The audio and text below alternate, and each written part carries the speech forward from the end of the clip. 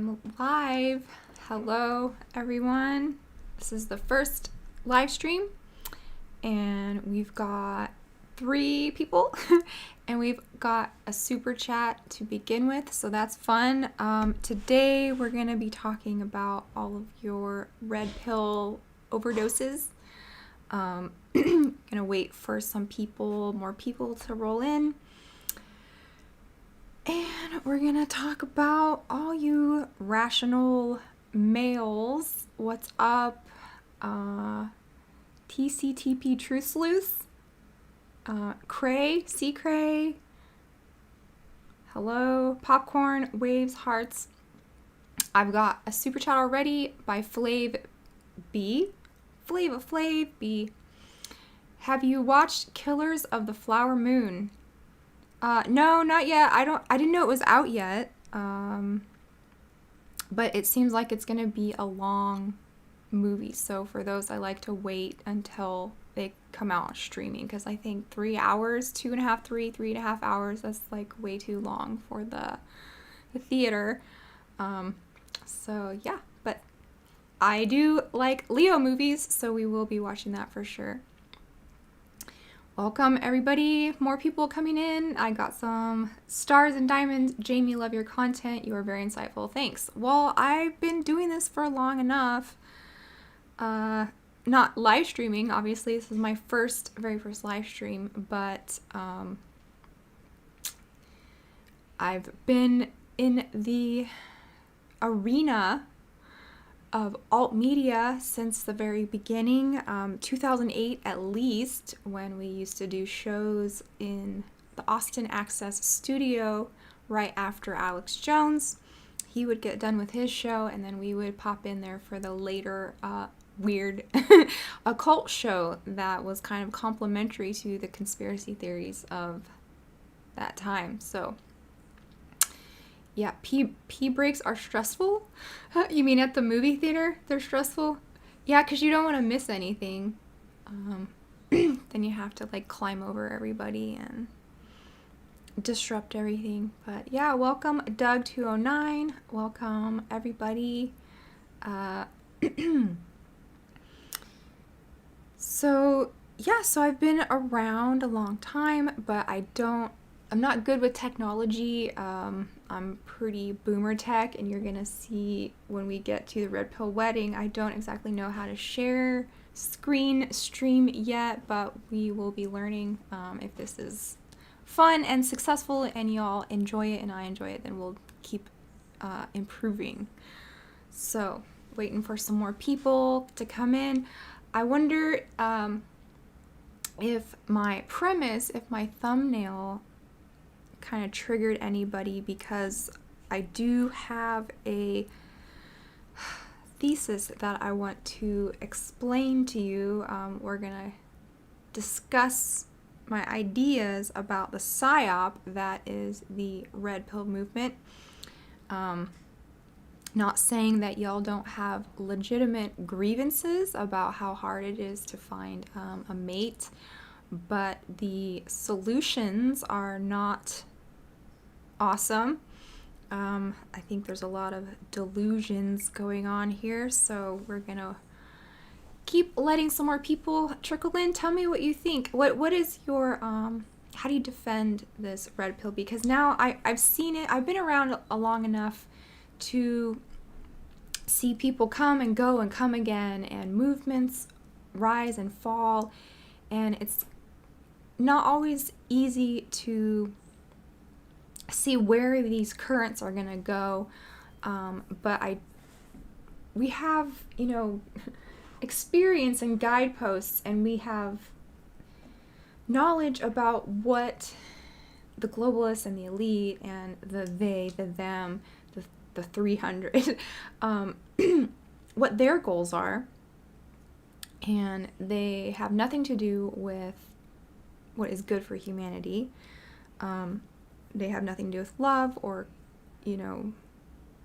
building stronger families, building stronger communities. What they want to do is divide everybody, and I feel like this red pill has now taken on some momentum that is negative. That's not very good. So I don't watch red pill videos. Somebody said bad man elite. Sorry if I'm squinting. I think I do have reached that age. I need some glasses. So if I'm leaning over and squinting, it's because I'm trying to read these comments without any reading glasses. So will you do a video on Andrew Tate and his occult ties? Yeah, this is it. This is the one. You've made it. C. Cray 5505. This is where we're gonna roast some nuts today, because if you act nutty, you're gonna get roasted by me and my friends. And yeah, so all you tater tots, please send me your biggest your best argument for the support of this person, because I just can't see it. I've been here a long time, and there have been many personalities that were much better than the Tate brothers to come and go. I mean, what does he even say that is of value to anyone? I don't know. I did a show with a kind of TikTok famous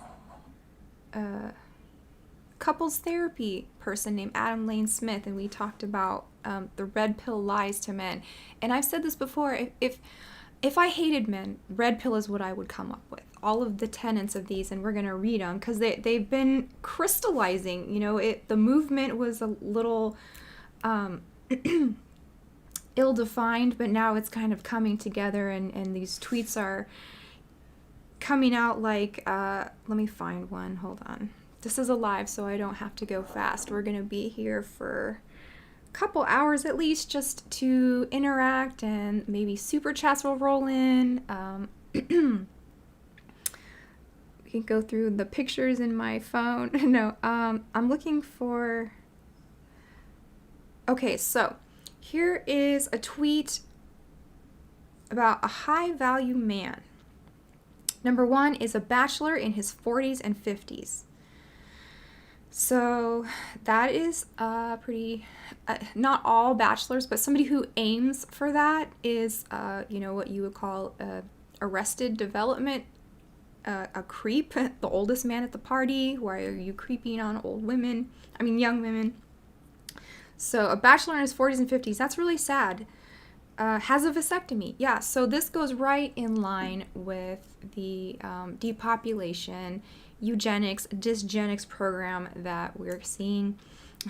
So yeah, castrate yourself. Yeah, that will help you escape the matrix for sure if you just chop your balls off. He's child-free by choice. Okay. He travels extensively, reads voraciously. He swims in the sea every morning in the sunshine. Okay, this is getting a little like, are you, who was the author of James Bond novels? It just fell out of my brain, but that's kind of like his life. But he was married, so he had, at least he had a partner. The last tenet of this is enjoys the very best of life unfettered by the concerns and the responsibilities others have. So... this is just a person who has really nothing of value. Ian Fleming, there you go, thank you. Yeah, Ian Fleming used to swim in the sea, and then he would write a little bit, and then he'd have lunch with his wife, and then he'd, swim in the sea and have a good meal, and that's how he was able to produce all of those Bond books. First live, yes, Jesse Ventura. One of my mods. Thank you for coming. First live. Heart you too. Tenants, not tenants. Yeah, I know. You need to marry a high quality Bugatti. Exactly. That is the mark of a high value man, is the amount of Bugattis he has. So, what they're kind of fleshing out is a person who just lives for themselves, is just a hedonist, is just a child living in the Aeon of Horus, right? And this is exactly per the script that we've been going over for at least 15 years now. $4.99, thank you. This is really exciting. So I've just hooked up all of my monetization on my channel. So I've never really asked for money or anything like that before, but I think we have enough followers now that these can be fun and start to support us a little bit on my own. So Joseph T, better to reign in hell than serve in heaven. Okay, thanks. But the $4.99 super chat, Blumblebee, congrats on your first stream. You're doing great. Oh, okay, thank you. Yeah. This isn't really as structured as the out of this world when I have a guest and I have all these notes, and so because I just want to have more of a conversation with y'all, but we're gonna follow this outline of red pill overdose and the red pill to rainbow pill pipeline. So I know y'all are gonna argue with me, but I have seen it. I've seen movements, and I'm usually right about these things, not because I'm psychic, but just because I know the goal. So, and the end goal, you know, of the evil one and of the demonic realm is basically for them to torture you and get you to unalive yourself. That would be the best victory for the dark side that there is. And somebody who is living this kind of life is going to be open to more loneliness, more depression, more neuroses. Especially if you're a man living by yourself in your 40s and 50s, you're going to be... a lot of doors are going to be shut to you just because of the type of person that you've proved that you are. So someone says, I know having kids is the right thing, but I look at my friends in marriages, they don't look happy. Oh yeah, okay, that's interesting. We'll talk about that. Someone says, I just got here, you're talking about my son's father? I didn't know you knew him. Who is your son's father? Emily? Who is that? What's a rainbow pill? Yeah, okay, what is a Skittles pill? That's what we're talking about, basically. So might as well just state what I see is happening. This red pill is becoming a psyop to make men despise women so much that they grow to accept the Skittles lifestyle.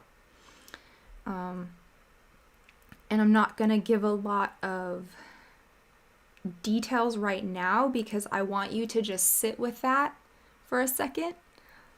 Let it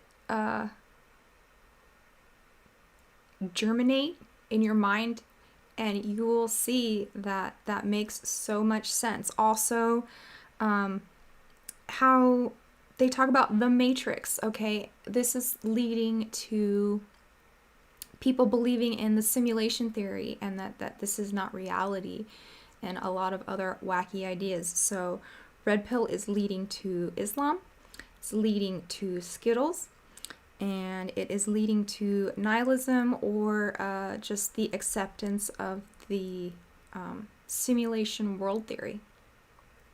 Roast some nuts. Yeah, we're going to, because we're going to a red pill wedding, which, how does that even make sense? If you don't have God and you don't want to involve the state, like there is no even reason to get married, so why is he marrying this person? Yeah, we'll get that. Skittles lifestyle, yeah, exactly. They are trying to erase anything that is natural, anything that God created in its order, and women are a part of that, and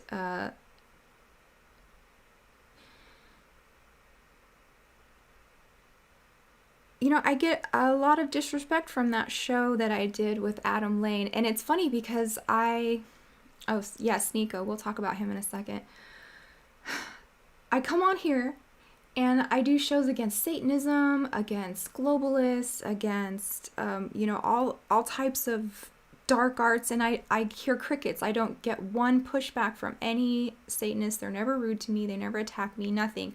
But I say one thing against red pill, and I've got a stack of ugly comments and puke face emojis. And this is just kind of how hateful this is becoming. And one of those, let me find it. Okay, so this is an example of cognitive distortions that can happen when you are chronically online, and when you get into echo chambers, and when you get support systems of people who, you know, are as deceived as you are. So a lot of stuff in the red pill is overgeneralization. And so they say all women are like that, and that is already a self-refuting argument logically. Okay, let me go back. Emily, what happened to Jack? Oh, because you're not wrong at all. Oh. Someone says, my brother's wives are crazy? How many wives does he have? No wonder they're crazy.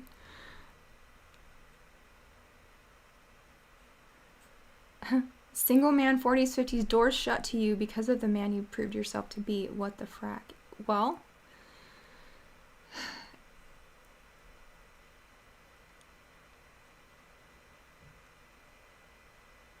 what else? Islam and Skittles are kind of a juxtaposition, I know. So this can go two ways. So let me grab this thing right here. Give me 1 second.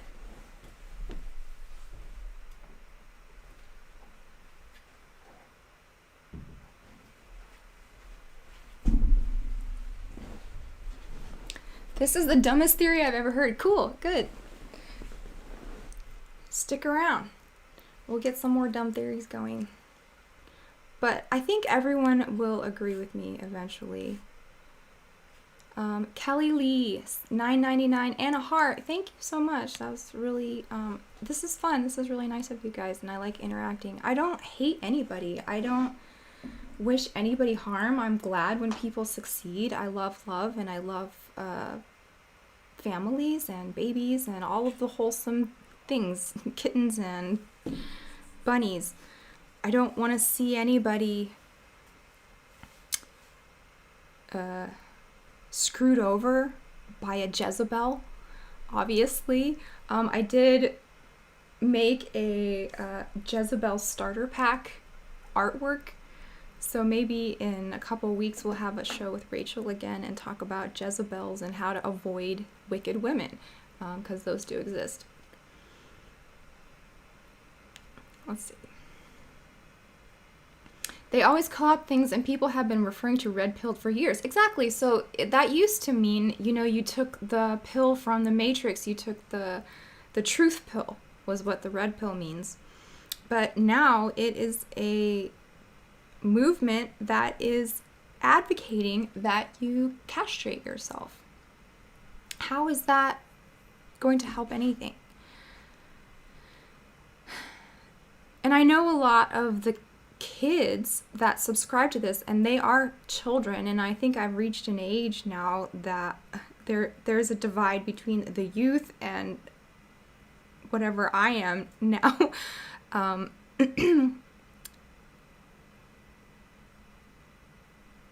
And I know that a lot of these guys that are sending me these terrible comments are very young, and they've been brainwashed even more heavily than I was. I mean, I remember before the internet, so I have a frame of reference for when people weren't so easily hypnotized.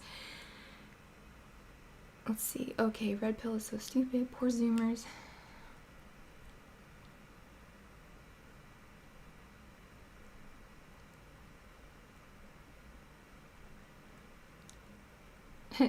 Jezebel mood board by Jane. Yeah, so what did I have on there as a Jezebel starter pack? Cut off shorts, alcohol, drugs. That was just a joke anyways. What else?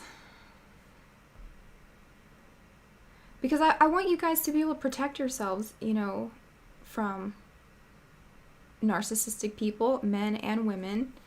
But castrating yourself and never getting married and believing that all women are evil is not the way, you guys.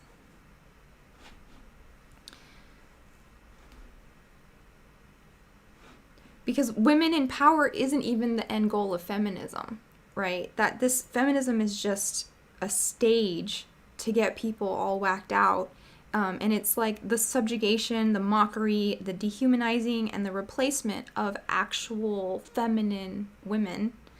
And then, you know, I was reading, and I don't know what this has to do with it, but the Antichrist doesn't want anything to do with women. So we don't know if he's going to be Skittles or if he's going to be, you know, what kind of sexuality he's going to have, but it does say he has nothing to do with women. And then the red pill, I mean, it even goes so far to blaspheme holy women, you know, the Theotokos, the saints, even Eve, you know, asking if Eve was a W-H-O-R-E. I mean, that's a bridge too far. And just trying to understand your place in the world and not get screwed over. So, Jamie Hanshaw, aren't you talking about MGTOW instead of red pill? Yeah, that's what I mean. These contexts are so ill-defined that, are you talking about, you know, men's rights in the court system, or are you talking about, like, PIMP-ing out your girlfriend a la tater tots? So I did remember a talk in 2016, so it's been at least that long, that came from a friend of mine, Mark Passio, and he was talking about the unholy feminine. So way back in 2016, he was describing what the red pill people kind of latch onto right now. Jezebel's unholy feminine, narcissistic women, neo-feminism, and the war between men and women. And so the gender wars have gotten even so much harder now since then. And so in 2015, he gave a lecture on men being violent order followers. And then in 2016, he gave a lecture about the unholy feminine. And I was also at this conference, and I gave a talk about royalty programming in American culture and cartoons. Ooh, super chat. Orthodox Boomer, 1999, thank you. May I send you my book, Confessions of a Controlaholic? I was a horrible mistreater of men and young stepchildren. Only orthodoxy has helped me heal. Yeah, sure, you can send it. I'll have to think about how I give you my address. Maybe I can contact you here on YouTube. I'm still like boomer tech, you guys. I have to have Jay, my husband, help me with everything. So, because I'm just used to books and paint and art, and I have not really learned a lot about how to be savvy online. But I have been doing research and conspiracy research and watching this world at least since 2008, so I do know a thing or two about what I'm talking about. Boomer Grandma, I'm 65. Oh, welcome. So you were a controlaholic. Okay. I can see that. I have a little bit of that in me. I have a little bit of Hermione, always having to be responsible and in control, and that comes from having a sort of chaotic past. So I like to have everything in order in the way that I can feel safe. So yeah, I was never mistreating anybody, but I'm definitely always the one who knows what's,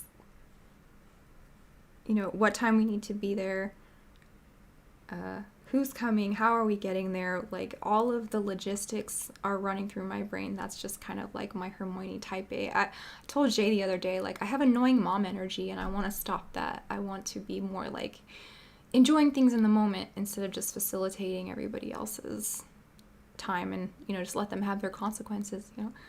I'll still carry candies for you in my purse, but I have to just relax sometimes. Jamie is an ortho bro. Sure, of course I am. I'm an ortho bro. The above comment with female before virginity was censored. Okay. Orthodox boomer grandma says, I destroyed my first husband, who was 9 years younger. How did you destroy him?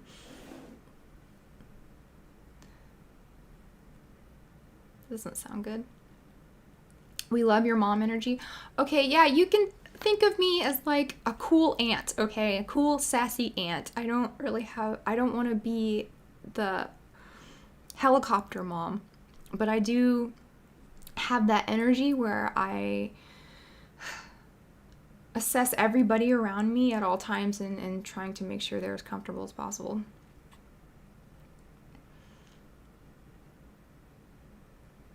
This is really fun. I'm enjoying all of your chats and your comments.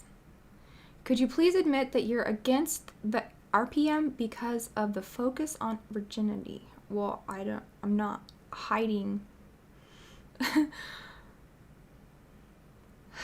Purity is something we strive for as Orthodox Christians, so a virgin is a very good thing to be. But if you are judging people's past so harshly, you have to have those same standards. I mean, you can't. How do I put this? You know, a girl who gets an OnlyFans and she streams for however many hours, how many hours have you spent on the other side of that camera consuming that content? Baselit Analyzer, yo, what's up? Welcome. This will be fun. Glad you're here. Some more mods coming. Jamie's first live stream. Yeah. So, what are we talking about? Mark Passio's lecture. And here's an example of a masculine person who's giving you the truth. I mean, he's been out here for 20 years doing this stuff, talking about masculinity. He is, you know, in my opinion, and I've known him a long time and personally, is a very good person, a good role model for men. His website is What on Earth is Happening, and I've been, you know, following that for a long time. And so in his lecture in 2016, he talks about the mind-controlled, brainwashed woman. So yes, so many women, and Western women especially, are brainwashed. And if you're out here just condemning them without trying to help them see how they've been brainwashed, then you're not helping anybody. Because neo-feminism is a program of social engineering and mind control, which is specifically targeted at women in order to incite a war between the sexes in a divide and conquer strategy. And he's so right about this, because no other dialectic there is has the maximum divide potential as man and woman. I mean, it's a 50-50 split. You can dialectic people in Democrat or Republican, but you're also always going to have a group who doesn't care or who's independent or whatever. You can divide them in Christian and Jew and Islam and all these different sects, but you're always going to have outliers, and then other groups get along with each other. But this is the war between male and female is the one where you can get the maximum division. So if you get men and women to distrust each other, then boom, it's going to be so much easier to take them out. Someone said, meh, are you still in touch with Mark Passio? No, I haven't talked to him in a long time. Would love to collaborate, though, if he wants to. He is on Richard Grove's channel with Jay, so there is that glad to see he's still finding new outlets. Let's see.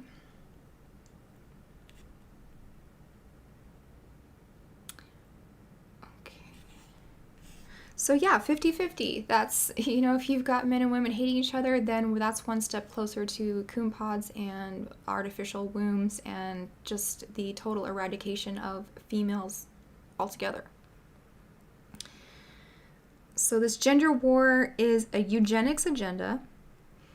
The long-term goal of this is to weaken both genders to such an extent that it becomes much easier for the entrenched ruling class to subjugate both men and women under the worldwide system of totalitarian control, right? They want to steer evolution. They think that they have a divine mandate to take over where evolution has lagged and keep going with transhumanism. They want to manipulate consciousness, control breeding, and breed people who have a slave mentality. And then question mark, profit. If you can breed a bunch of slaves, then you can have a crop of people to do whatever you want to do. Because they consider themselves farmers of human cattle, and every so often it's time to cull the herd. And it's not actually eugenics that they're practicing, he points out. He points out that that would be considered good breeding. But what they're actually doing is called dysgenics, which is a strategy to weaken and destroy target populations. So he says the word epidysgenetics have targeted women in particular. And are your likes your own? So let's talk about this for a second. How much of your personality is dictated by an algorithm? Because we have seen there's many articles that come out talking about how they get you to engage in social media. And that is rage. So if they can trigger your cortisol and get you all like huffy and puffy about what so-and-so has tweeted, then you will stay on, you'll argue, you'll waste your time, start to hate people. And, hey, piano, Jamie pill, yeah. So we're talking about red pill to Skittles pill. Just mark my words. It's once I've said it, it's such a self-evident thing that you're going to be like, you know what, that makes so much sense. And watch how they keep going. It's going to go that way. Isn't Mark Passio a bit of a Gnostic? Yeah, he is, kind of. Ethnic division still allows for functional enclaves. Only pitting man against women can destroy humanity. Exactly, Kit Spiken. That's what I'm talking about. I was brainwashed by the singer named Madonna in my teens so many years ago. Yeah. And it continues. Madonna went on to brainwash the next generation of pop stars. And she's brainwashed herself. I mean, all of these people, they are victims ultimately of the plan of the evil one. So we're not here to condemn people, but we are here to pass a sort of common sense judgment, right? Yeah, algorithmic manipulation is insane. I had to block so many people just because I was getting so agitated. And it would ruin my day. And Jay would be like, you're in a bad mood because somebody tweeted something stupid. And I'm like, yeah, this is true. It's like, they've got you. If they've got a reaction from you, then you're in their talons. So are your likes your own? Are your thoughts even your own? And he makes a point. I mean, he's like, if you are condemning women for their behavior and you're not talking about Tavistock Institute, you're not talking about MK Ultra, you're not talking about secret societies and psychological warfare, then what are you even doing? That's why I don't trust all these people, because they don't bring up what's important. And like the the framework to understand what's happening in popular culture right now. If you don't talk about monarch culture and MK Ultra, I don't trust you. Piano says, lots of martyrs today. So many people may not be capable of living basic lives. That's true. Baselit Analyzer says, I like the Madonna video Rain. I don't know if I've seen that one. Have I seen that one? I've never thought she was a good musician. I think her voice is below mid. Madonna now works with that psycho guy from the Saw movies. Ooh, okay.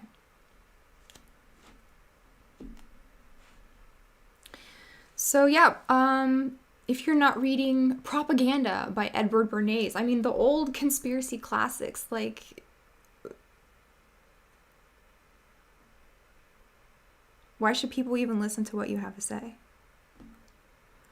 Because Bernays says democracy is dependent on our tastes and the opinion by hidden powers. So there's that famous quote about our tastes aren't even our own. They're dictated by propaganda masters and Madison Avenue, right?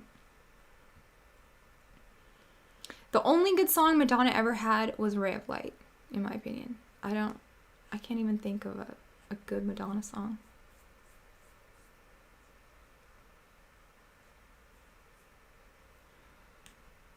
My guilty pleasures, I Don't Want to Wait by Paula Cole. I don't want to wait, yep, for our lives to be over.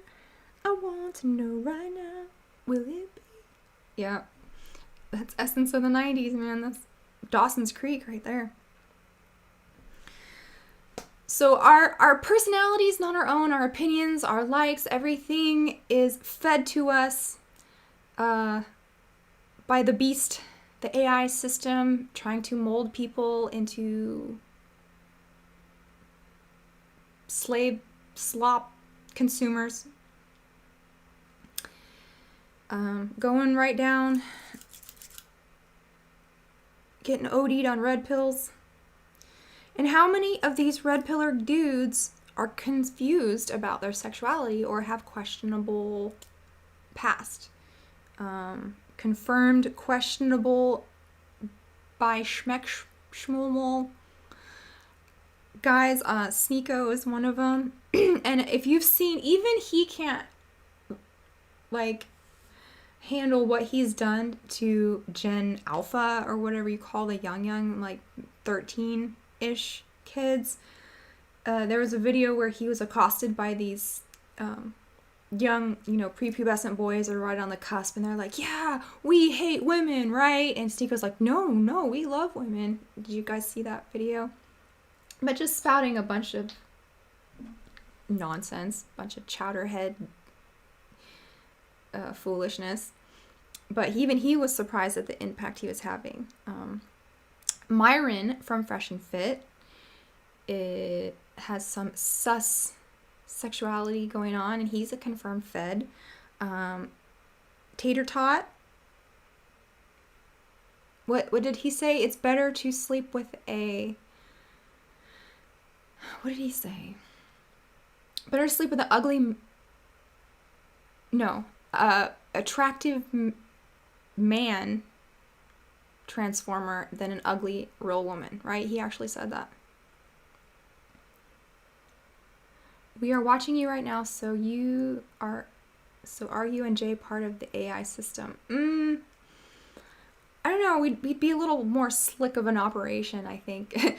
It's almost like the more homemade that you look, the more I trust you. And that's why I like TikTok so much, because it's just people, for the most part, just being real and being relatable and not having that glossy veneer of millions of dollars of advertising and grooming.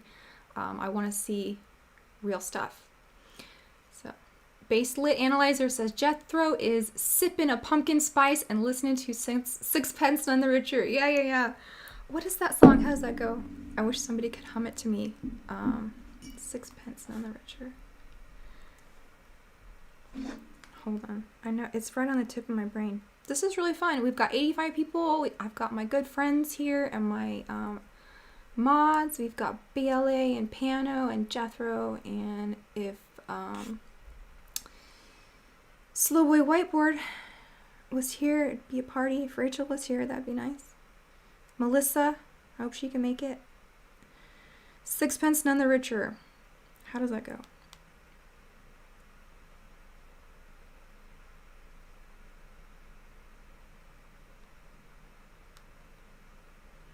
Oh, kiss me. Yes, that's it. Beneath the milky twilight, leave me. Yeah. So let's talk about girls then. And the propaganda that was the most effective in my generation was the princess programming, which I talk about extensively in my book. Being pampered, being placated, the materialism, and the hypergamy. And this is what drives the world's economy, right? Women do most of the spending. Men do most of the earning to provide for women. Says Jamie, but did you know Jordan Peterson used to recommend making videos that looked homemade precisely because people are most trustful of those? So, TP, yeah, be aware of that gimmick. That's so funny. And it's funny, like, as a conspiracy person, you have to be comfortable with your audience being suspicious because that's how they got here in the first place. So, but just look at people's fruits, you know.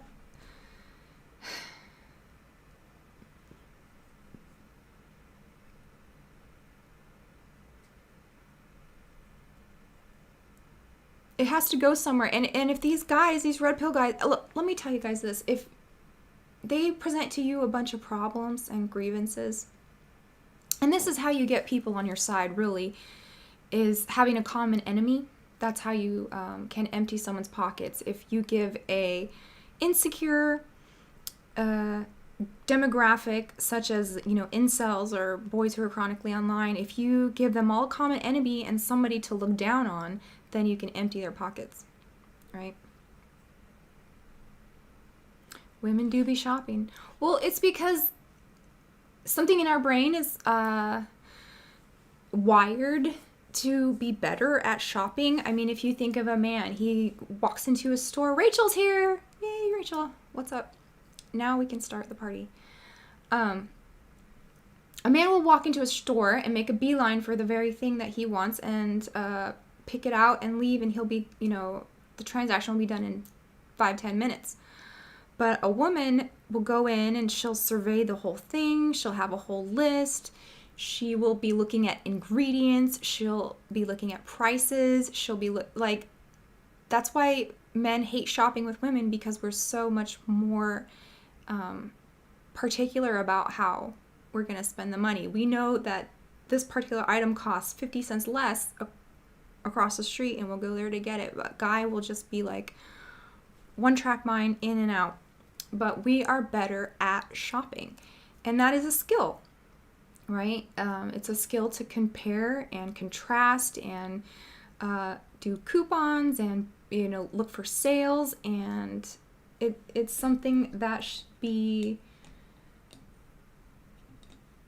appreciated in the right way. Not that we're wasting money, but taking time to compare things and get the best deal is definitely, you know, a virtuous thing. Red pill dudes complain worse than women. LMAO. Yep. Rachel's on fire and she's smiling. Yeah, we're going to look at ingredients, right? We're going to look at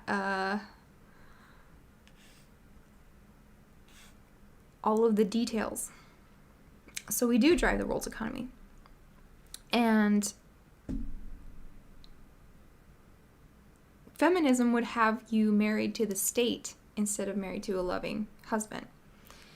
And see that as your parental figure, as your provider.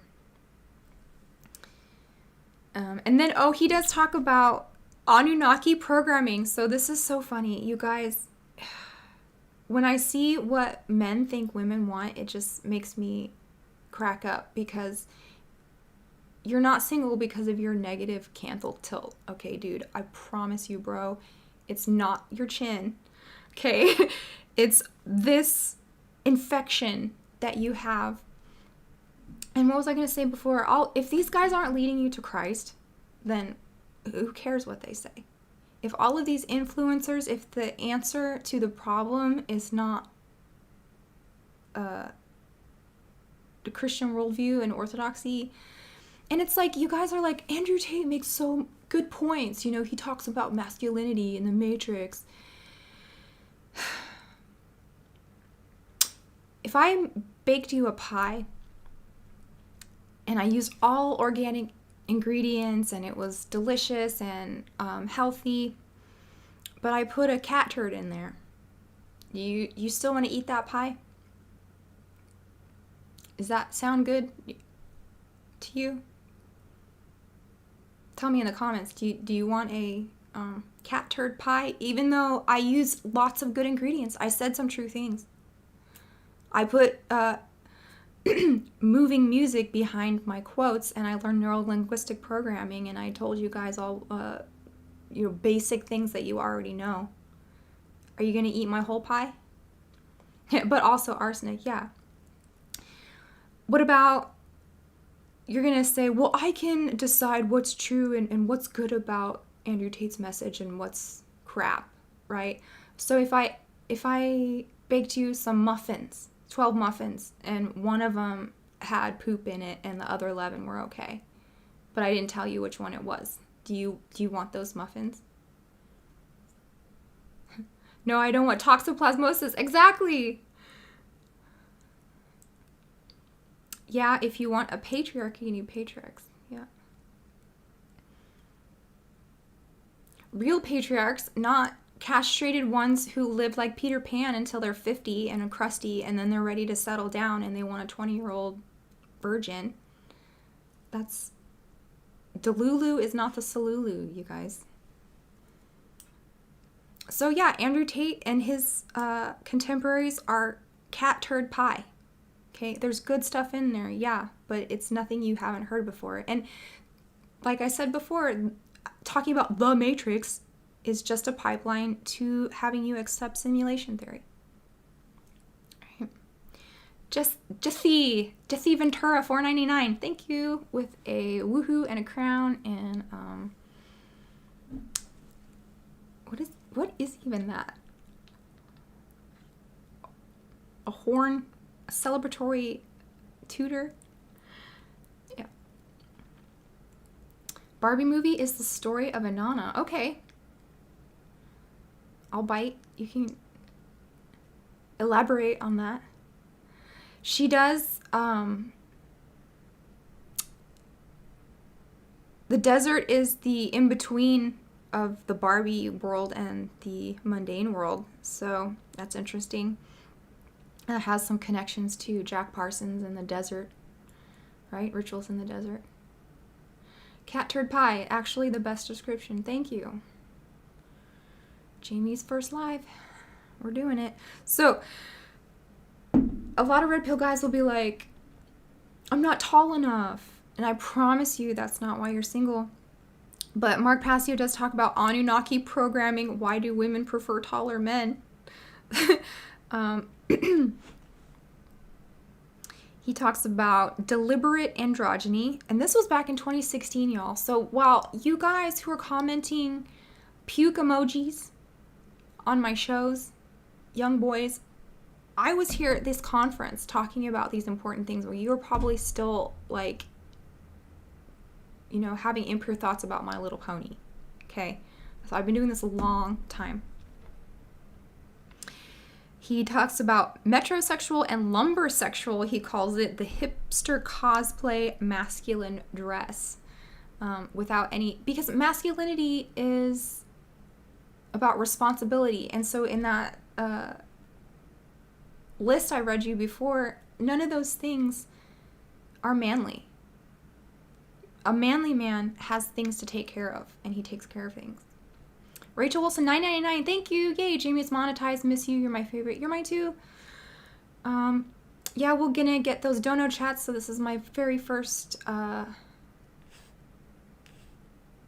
live stream. So we're gonna hook it up to different ways to get that sweet loosh. How is it being married to Jay? It's fun. We have fun every day. I think we make a good couple and a good team for sure. She really needs to talk on the Whatever podcast. Oh, okay. Well, maybe next time I'll talk about Whatever, because my thoughts are still in the crock pot on that. RP stuff is just about being pretty.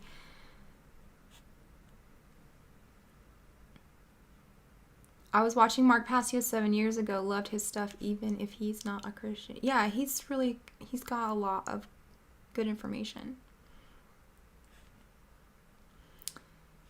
Let's see. I heard Jay is mean. He's sweet to me. I kind of like it when a guy can be mean a little bit within reason. Not to his woman, but like it's a barrier, especially if you're super feminine and meek like I am. It's kind of comforting to have a more of a grizzly type personality on your side. And he's plenty tall enough.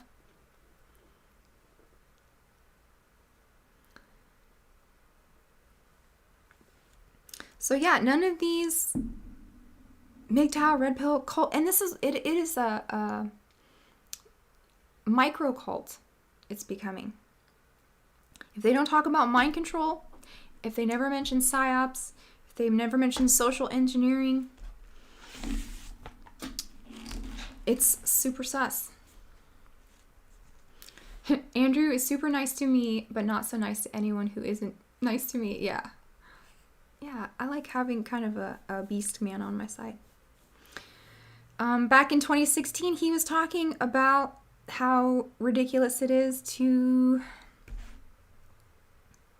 stop the man spreading. I didn't know that was a thing all the way back then.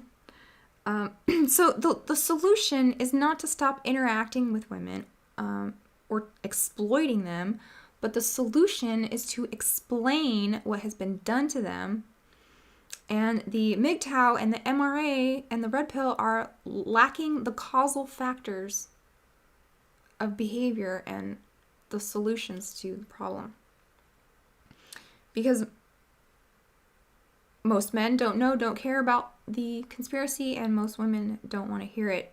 The tide is turning now, but back then it was still very fringe, right? Judith, thoughts on Kabbalah? Well, that's magic, isn't it? And that is not what we're about as Orthodox Christians. And let me tell you, when you are going through a dark night of the soul, when you need help, when you need comfort, Kabbalah is not going to be there for you. Magic is not going to help you find a solution, a therapeutic problem to all of the things that ail you, I promise.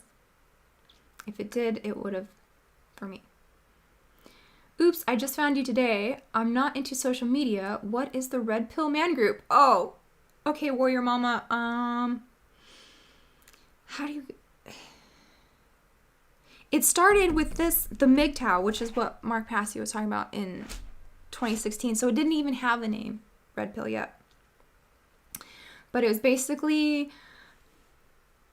a group of men who agreed that the system is whack, and that it does not behoove a man whatsoever to get married, have a family, try to be loyal, try to live by, society's norms of how a family should be. Families do not benefit men. This is what they're saying. Do not benefit men at all. They were very heavily involved in the legal system and positing how men always get the short end of the stick in custody battles and in financial. That's a whole another can of worms. I don't really believe that women make out so well in divorce. I think that's kind of a myth. Kabbalah is GHAE.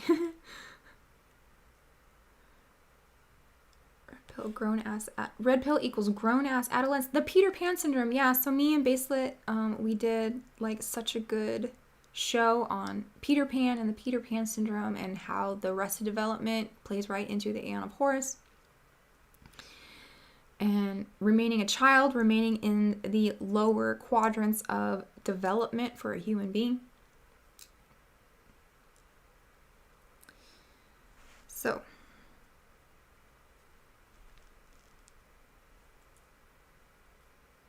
So Mark Passio says, Satanists call people who don't know about psychology and occult the herd, the dead, and the unbegun because they haven't even started to learn about the real world. And this is so true. Like, if you don't know occultism, if you don't know symbolism, you're going to be so lost and you're just going to be stuck in the forest of like politics and people arguing, pundits and the cult of personalities. You're going to be swayed to this guru or that guru. It's going to be Teal Swan. It's going to be Andrew Tate. It's going to be Rama. It's going to be whatever goofy guru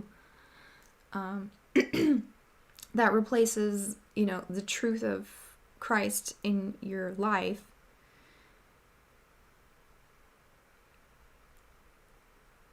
You're going to be susceptible to that if you don't know about the occult. And I don't even know if I want to go here. I mean, just look at the six-pointed star, right? That's something that you're going to be seeing everywhere, and even now since the beginning of October.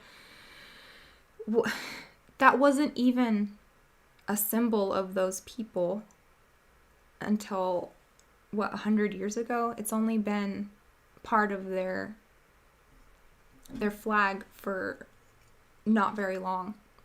But it has been part of magic, and it was known as the Seal of Solomon forever and ever in magic. It was not known as the STAR of DAVID.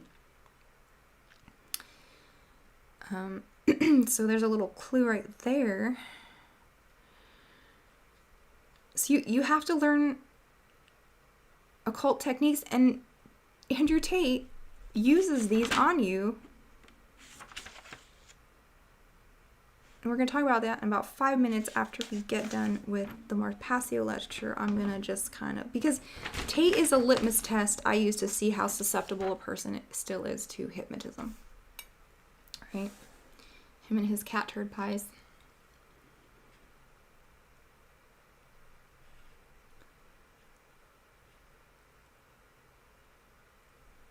What's going on? We got 97 people, which I'm super happy about. Like, for the very first stream, 97 is really good.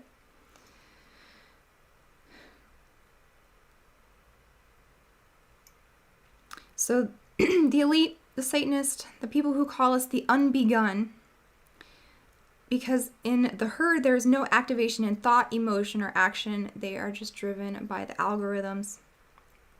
You have to read Tavistock Institute by Coleman. I mean, are you even a conspiracy theorist if you haven't read, Club of Rome and Tavistock Institute and Committee of 300? And Piano says, Jamie, I hope the move is well and pray to St. Christopher before your Italy trip. Okay, we'll do that. Someone says, nice nails. Thank you. I do them because I have a problem with biting. I bite all the time. So if my nails look good, then I'll keep them out of my mouth. Yes, I am talking about the star of Remphan from Acts. Exactly.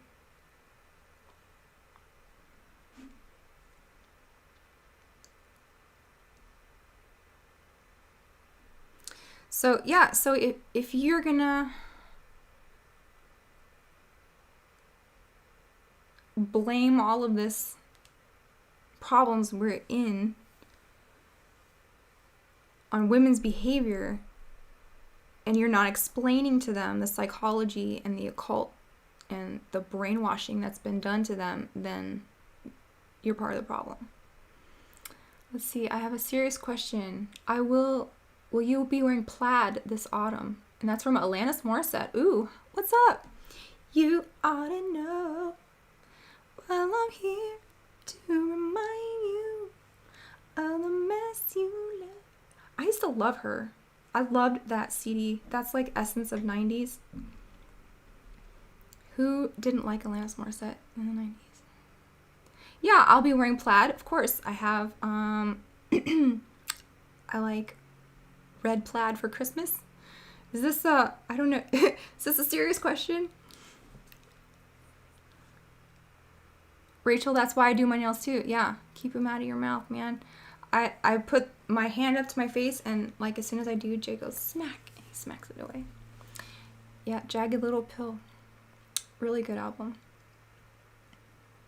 I don't bite the nail, I bite the flesh beside it. It's really gross and it bleeds because I have anxiety, because I'm just paying attention. If you don't have anxiety, are you even aware of what's going on?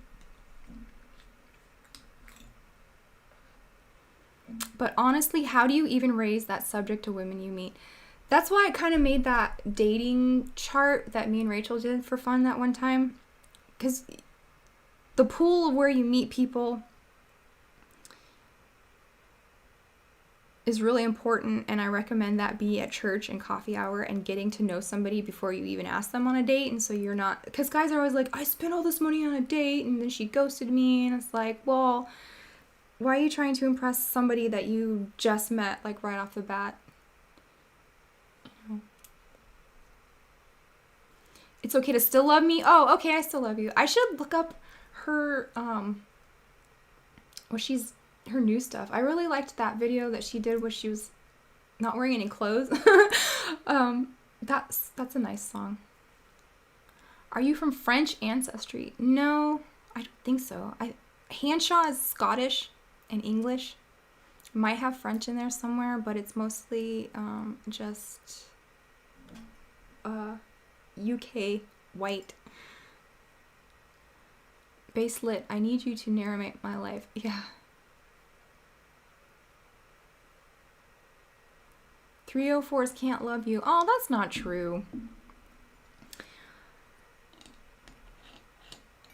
The entire story of the Bible is about getting the 304s, the prodigal son, everybody back into the fold. I mean, Israel is the 304 to God because they kept on whoring themselves out to other gods. If you remember, the entire Old Testament is them committing to God and then going back on that, cheating on their spouse, basically being whorish.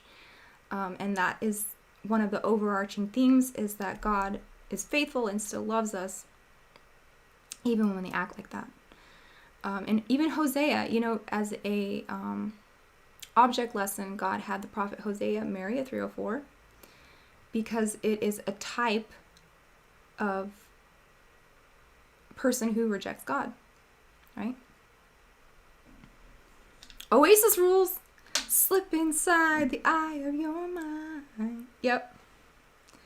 Don't you know you might find 304 internet rhyming slang. Okay, so that's, if you type in 304 on a calculator and you turn it upside down, it says HOE. That's where you get that from. But Israel was the HOE, people who reject God. It's what the whole story of redemption is about. So there is definitely hope for 304s for sure. I'm loving the 90s lyrics and throwback. Perfect sky is torn. Yeah. I'm all out of faith. This is how I feel. Throw out some more 90s jams. I can see the perfect sky is torn. You're a little late. Super Boomer. Oh. No.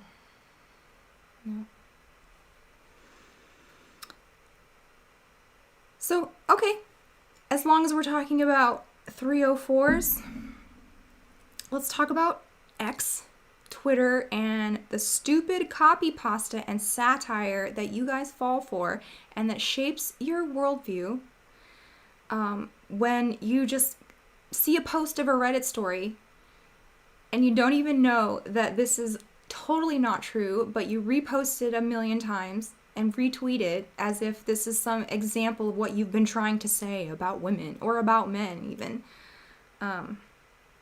So how much of your personality is just stupid copy pasta and obvious satire, okay? Are you in the church choir, Jamie? Yeah, I am.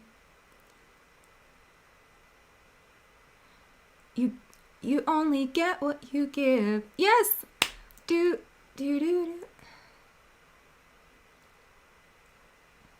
only get what you give.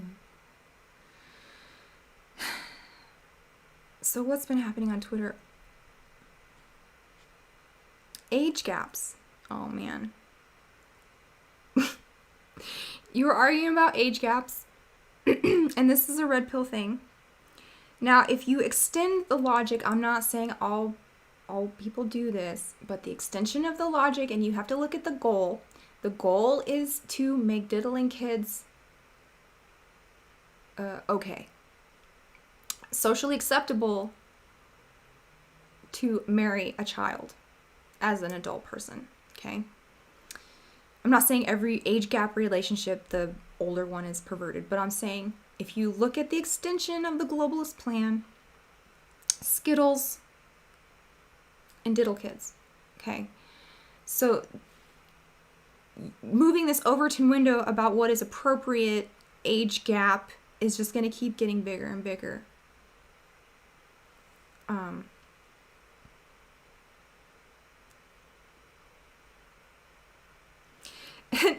There's this story about an age gap relationship, and it was like, how did it go? It was hilarious. It was a Reddit confession or something like that, and he's like, I left my wife of 27 years to be with a younger woman, and one day I noticed that she had saved my number in her phone as Wisdom, and he thought, oh wow, she must really think that I'm older and wiser, and that's why she saved me in her phone as Wisdom. But come to find out through looking at texts between her and her girlfriends, she's complaining that she's so broke she has to sleep with a guy who's shaped like a wisdom tooth. So that's what your young sugar baby is going to think of you when you get up there in age, is that she's just doing it for the money and she thinks you're shaped like a wisdom tooth. Rachel, did you see Wisdom Tooth? That was freaking hilarious. Because it's real fun to play daddy when you're 40 and she's 20. But if you're 60 and she's 40, she's going to go through that rebellious phase, and it's not going to feel very good to feel like a dad then, is it?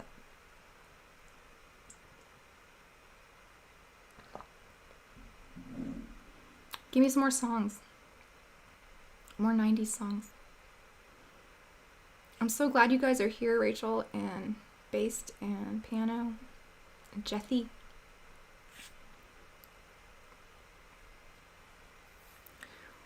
Wisdom. Oh, how about, what do you bring to the table? What do you guys think of this? Should you say that to a person? I mean, to me, that is the most unromantic gesture I can think of. And I'm pretty sure a person like that, no matter what you say or do, is ever going to be good enough for somebody who would literally vocalize that thought. I mean, yes, everyone has those thoughts. How does this person add to my life? Do we get along? Can we grow? You know, these questions that you keep inside as you get to know somebody, but you don't go on a first date saying, what do you bring to the table? It's very...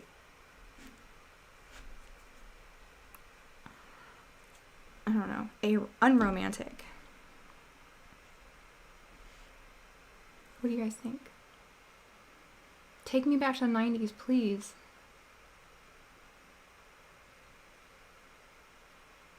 I bring food to the table. Why don't you bring a diagnosis of your mental illness on the first date and a certificate saying you're not a narcissist?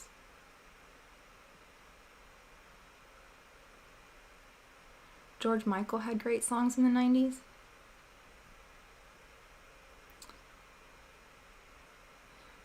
Wouldn't it be nice if I could touch your body?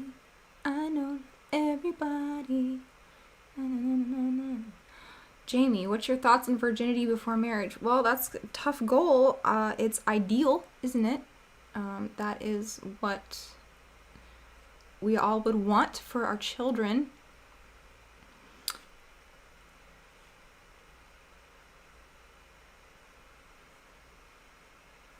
But you have to forgive people for their past mistakes, don't you?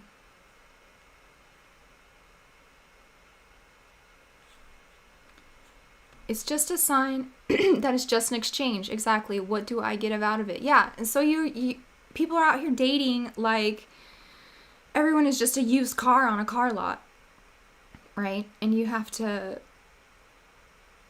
watch out for the swindler car dealer,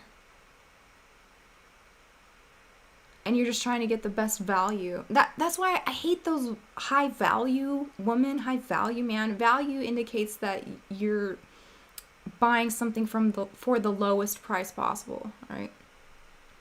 It's just such a weird way of looking at courtship. Bizkit cover. Limp Bizkit. I don't know any Limp Bizkit songs. I don't know.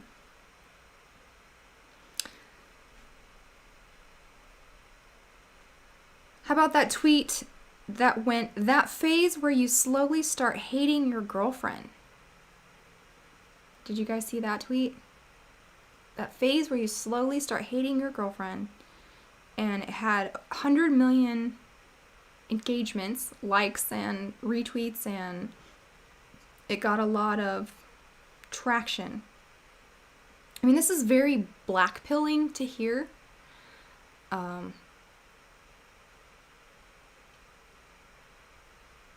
That you cannot trust, because they're always trying to gaslight girls into like, oh, well, maybe he just doesn't speak your love language, or maybe he just isn't comfortable expressing his feelings. It's like, no, he hates you, and he keeps you around because 1 is better than 0. Rachel says, I posted a thread encouraging ladies who follow me to say what they love about their husbands, and it was a huge white pill. Nice. Then the husband shrines. Very good.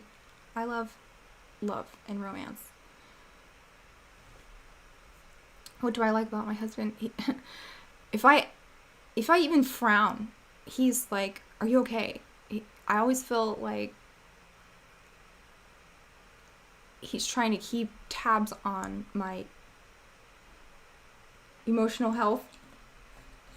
That's really nice to know that all you have to do is make a face and someone's like right there being, how can I fix whatever is making your face like that? That's really nice.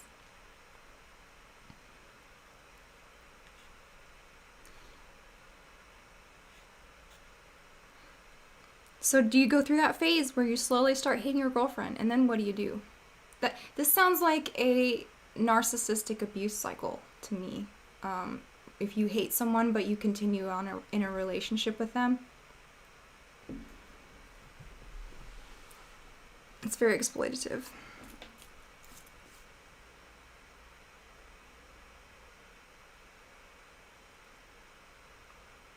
I thought Jay was mean. Well, he can be mean.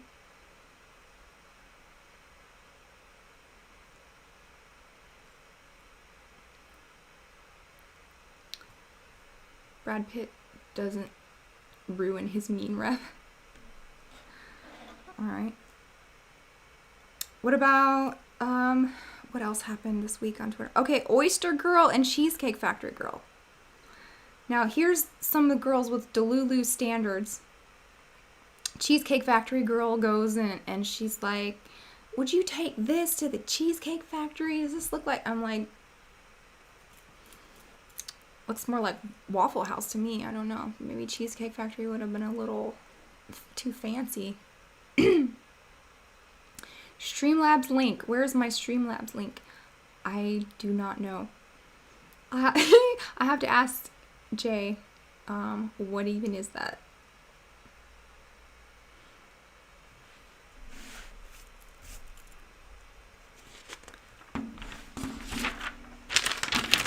Cheesecake Factory.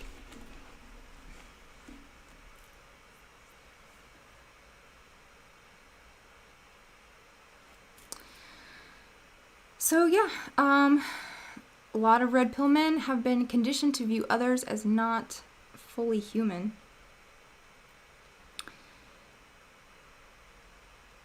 And Andrew Tate and the occult. And so there's a Twitter account. I just retweeted them today. It's called Hidden Amuraka. And I just came across this account recently, but it has a lot of good stuff on it. And it was talking about Andrew Tate and the occult.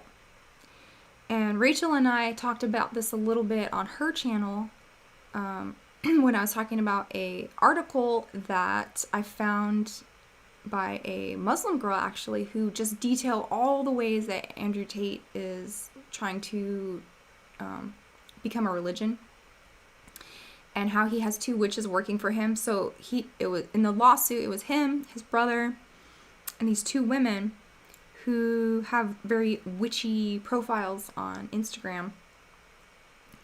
And I'm pretty sure they work for him. He even brags and says, I have witches working for me.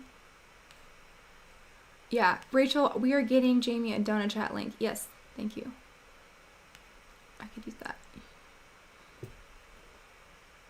You need to shame the chat for super chats. How do I do that? You guys need to feel bad about how Tim Pool makes $10,000 a day. And I have no super chats. I'm very happy with the first one. I think we've made maybe like $50 or something. I'm like actually overjoyed at I just sit here and have fun with y'all and you send me money. That's really fun. And sing 90s songs. More 90s songs. Let's do it. If I sing a 90s song, will you send a super chat?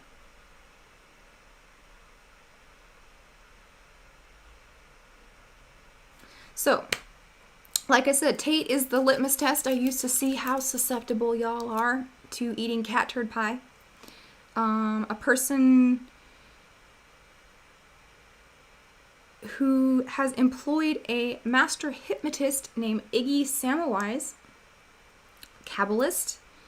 I mean, to me, Andrew Tate's like Barabbas. If that's what y'all want, that's really sad. If he's more popular than Orthodox content, he's more popular than Christ, that's really depressing. Top G. Come on. Any conspiracy theorist worth their salt is going to be suspicious of this character, right? Pano says, Jamie, your interview with Jay from a few years ago is still gold. I share it a lot. Well, thank you. I try not to repeat myself. I try not to bring y'all the same stuff all the time and be a one-hit wonder. I'm constantly trying to bring new stuff and exciting stuff and up to date and have my finger on the pulse of pop culture. Ooh, super chat, Julio. Thanks, Julio. $5 for better pie ingredients and your off-the-cuff musical talents. Oh, thank you.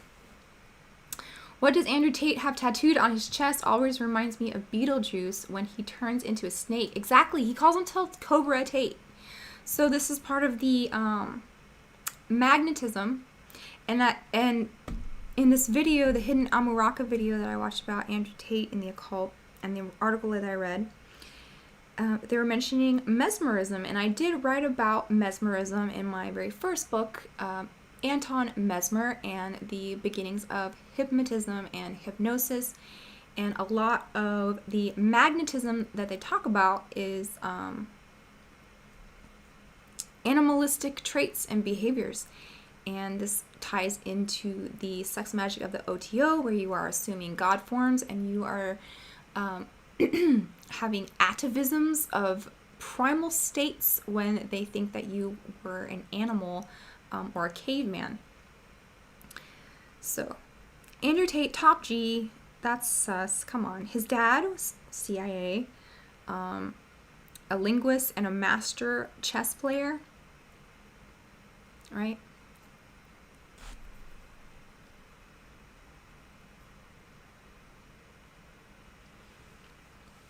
Curse you, G.I. Joe. Is Tate from Link? So yeah, he has those tattoos, and he brands his cam girls, his women that work for him, just like Nexium, just like Aleister Crowley. So cults will often brand, especially their women members, with a tattoo or a hot iron. Crowley used to brand his women right here between the breasts with the mark of the beast, the circle, and the cross.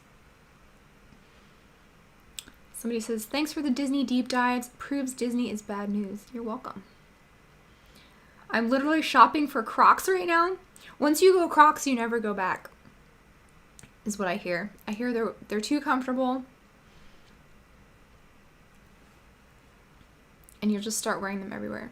Tate's dad was CIA and a chess master. Yeah, exactly.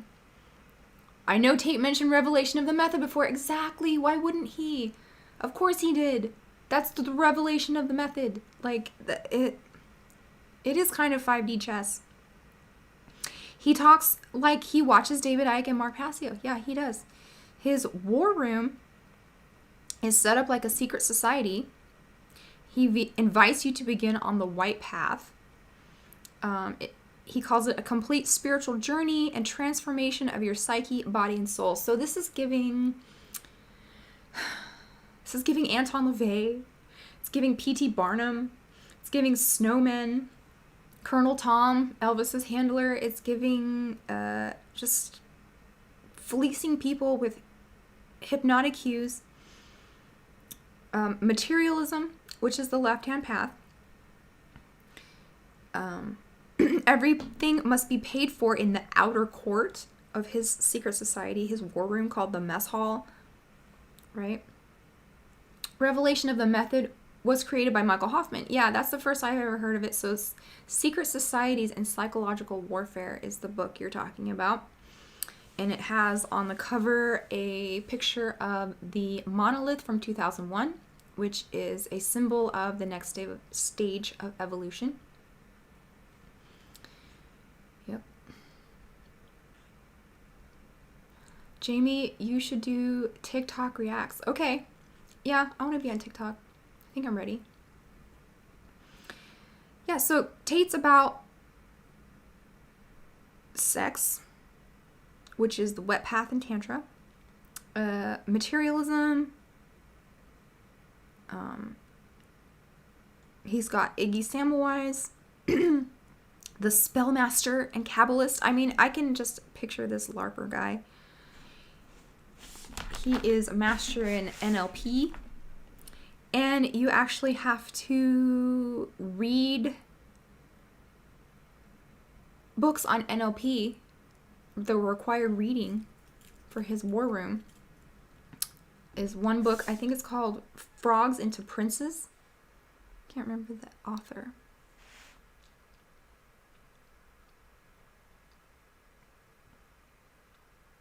Richard Bandler. Required reading for the War Room include books like Frogs into Princes by Richard Bandler and the Structure of Magic book on NLP. So there you go. He is setting himself up as a solution to the person's need for spiritual growth. Exactly. And the growth is just financial growth, right?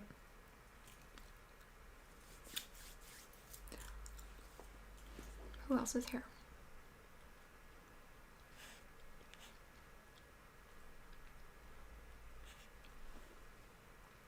So he top G. Let's talk about the G for a second, right? Because you're going to see this in Masonry. And they're going to tell you it stands for Gnosticism or God or whatever. But that's outer court stuff, right? That's porch mason stuff. G is the generative principle. That's why they wear the apron over their genitals. It is the life force. It is the chi, the vril, the force from Star Wars. It's the seething powers of Lucifer they talk about. Proper application of these seething powers of Lucifer in your hands. So I just did a show on Rockfin all about this called Rated XO. Not for kids, not for the faint of heart, not for if you're going to be clutching your pearls, because it gets sloppy. It gets really sloppy. Someone says, what did Tate talk about revelational method? I didn't know about this. It's crazy that he mentioned it. Yeah. I know it's crazy.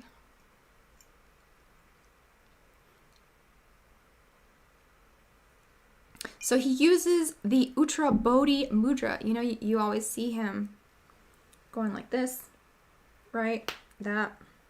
This is an occult hand sign, a mudra.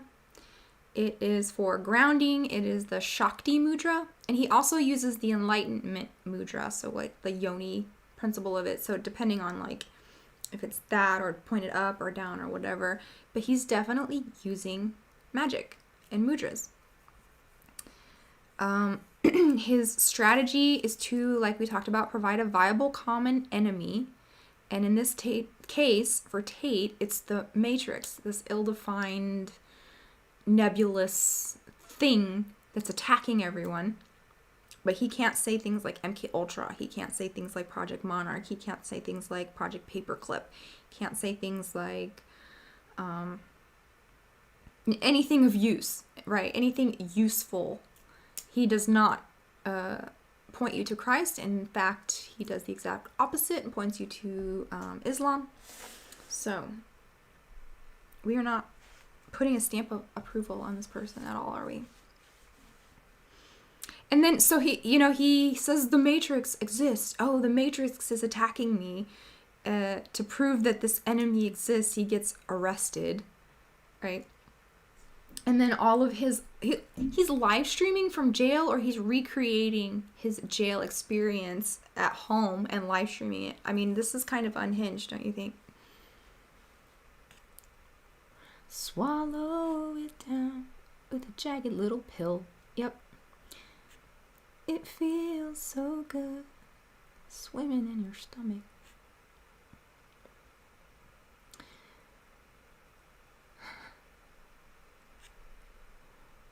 What was it, a small clip or a long video about it? I'm not sure what you're talking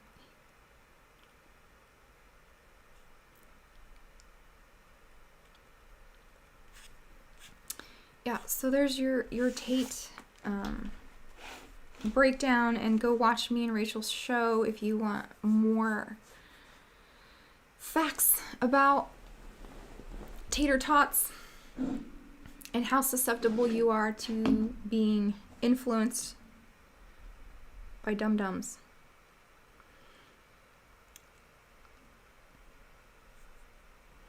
I can picture Jay singing Seal Kiss from a Rose. Oh yeah. Kiss from a rose. Is so much a man can tell you, so much he can say. Yep, I remember that. You remain my fun, my pleasure, my pain, baby. Totally. That was for that Batman movie, right? In the 90s. Like the Batman movie with Nicole Kidman. I like Seal, actually. I think Seal's good.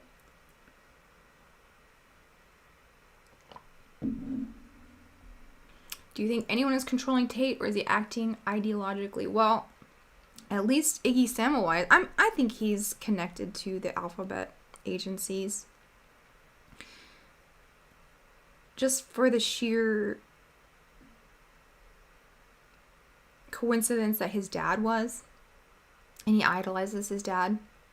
And then he even says things like, my dad used to push me down every chance he got. If I walked by my dad, he would just push me down.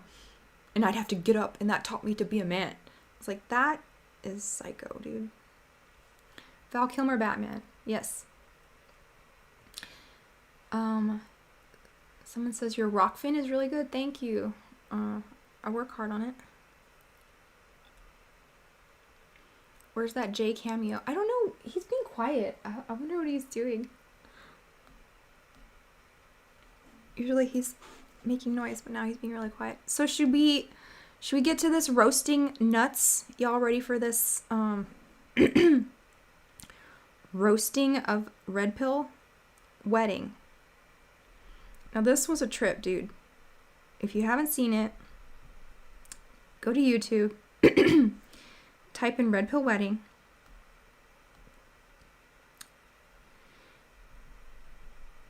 And the craziest thing will pop up. Red pill wedding. Here we go.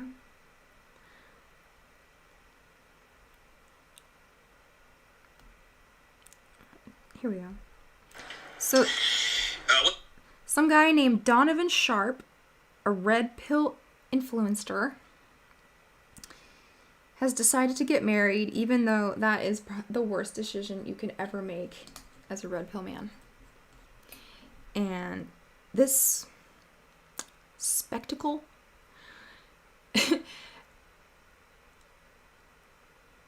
is probably my worst nightmare. As a bride, as a woman, Satan himself could not have designed a worse day, in my opinion. Like, this would be my personal hell. Like, Pinhead himself, if he made my hellscape, it would be this day reenacted over and over, and we're gonna watch it right now. If there are no more 90s songs, Tate was eating pizzas during the arrest video. Yeah.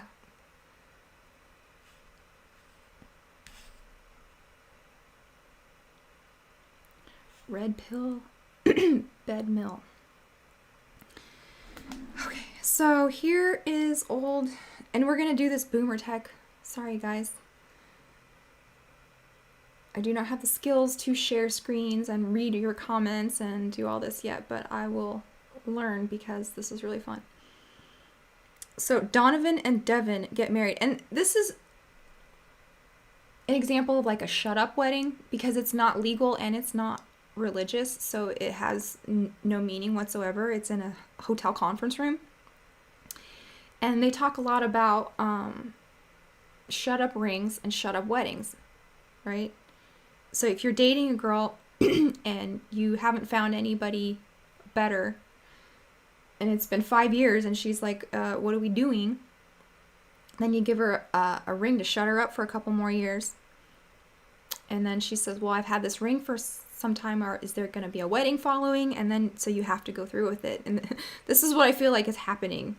And the lady, actually, I'm not going to roast her because she's just seems like a sweet lady who loves this person. But this guy, Donovan, is perfect Thelemite.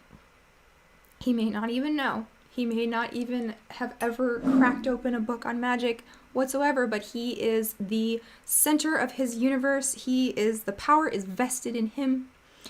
That's what Crowley meant by every man and woman is a star. Every thing revolves around you. Right? So I'm going to try and hold this up, and we're going to like watch a couple minutes at a time and just kind of go off and roast this guy. And first of all, he's wearing handcuffs as a necklace. Can I even see what I'm doing here? Hold on, guys. Okay. Here he is. Oop. There he is. So here we go. So guys, it's your man Donovan Sharp, and I need to share the link. Copy the link. Give me 2 seconds, guys. I need to send it. Okay, guys, this is it.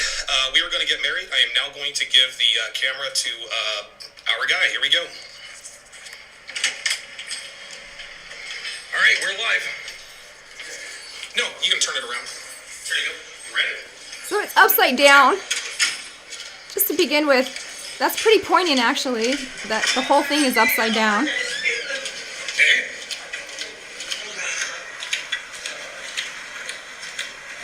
It says orientation is locked here, Tate. Yeah, you can't do it inside. And here we are, guys.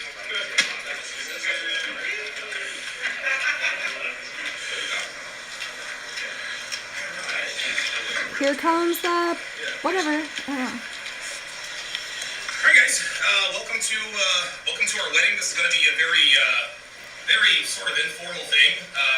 There is no what do they call it? An officiant. Pastor. Yeah, I'm the officiant. Okay, I'm the officiant, and I run this. So we're going to.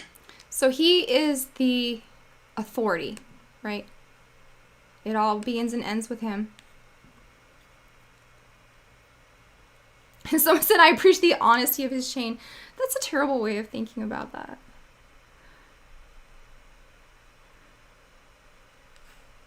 So, I don't know what his worldview is, but he definitely does not submit to any kind of spiritual authority, and he's making it known that this is a satanic attitude, honestly. Even if you don't believe in, well, especially if you don't believe in Satan, this is a classic Satanist attitude. He walked his own bride down the aisle. Yeah, I mean, this whole thing is like, if I could sum it up in the kindest word possible, it would be déclassé, right? Exchange vows. She's got a few words for me. I've got some words for her. And then I will, by the power vested in me, Donovan Sharp, she's the wife.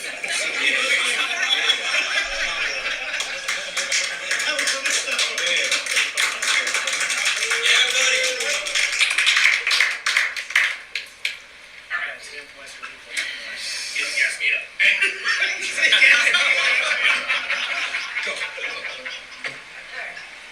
I'm ready. Each day, when we wake up, we choose one another. You have taught me that the rent is due every day and not to take things for granted. Oops. You have taught me the rent is due every day? What kind of vow is that? A healthy garden takes watering, pruning, and attention in order to flourish. Thank you for demanding the best of me always. I promise to stand beside you, walk behind you, and be a reliable source of peace for you. I promise to show you my love through my actions, words, and thoughts. Together our lives are great, and the sky is the limit. I love you, and I'm happy to be your girl. Go Eagles. Words, baby. So she's already using some red pill jargon in her vows, right? I promise to, what did she say? Bring things to the table. No, what did she say? Together our lives are great. Flourish. Thank you for demanding the best of me always. I promise to stand beside you, walk behind you, and be a reliable source of peace for you. I promise to show you my love through my actions. Be a source of peace. So this is what a lot of red pill guys say when they're acting out. They're acting up, they're being abusive, and she's having a problem. And she vocalizes that, then she's not peaceful. You're not my peace. And they're like, there's no good women left. It's like they don't even want to get cheated on anymore. Like, where are all the good women who just put up and shut up?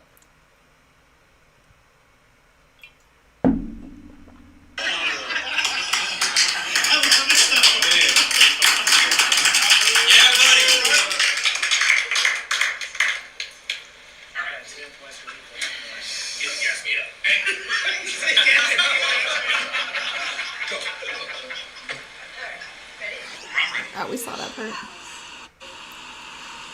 healthy garden takes water. I love you, and I'm happy. We met was very unorthodox. Our relationship is very unorthodox. You're wearing the wedding ring now because, well, there you go. You've been wearing it for 7.5 years. But 7.5 years. Like I And he said, rolls his eyes. I bring out the best in you, but you make me happy, you really do. I was happy before you, and if you and I decide to part ways for whatever reason, I'll be happy without you. But I am very, very glad to have someone like you in my life. I've been. So he started off saying something sweet, and then he goes into, by the way, I'd be fine if you weren't here. I'd be very happy. No, I'd be happy without you. Right? So romantic to hear on your wedding day. Just so you know, if something happened to you by the next morning, I will probably have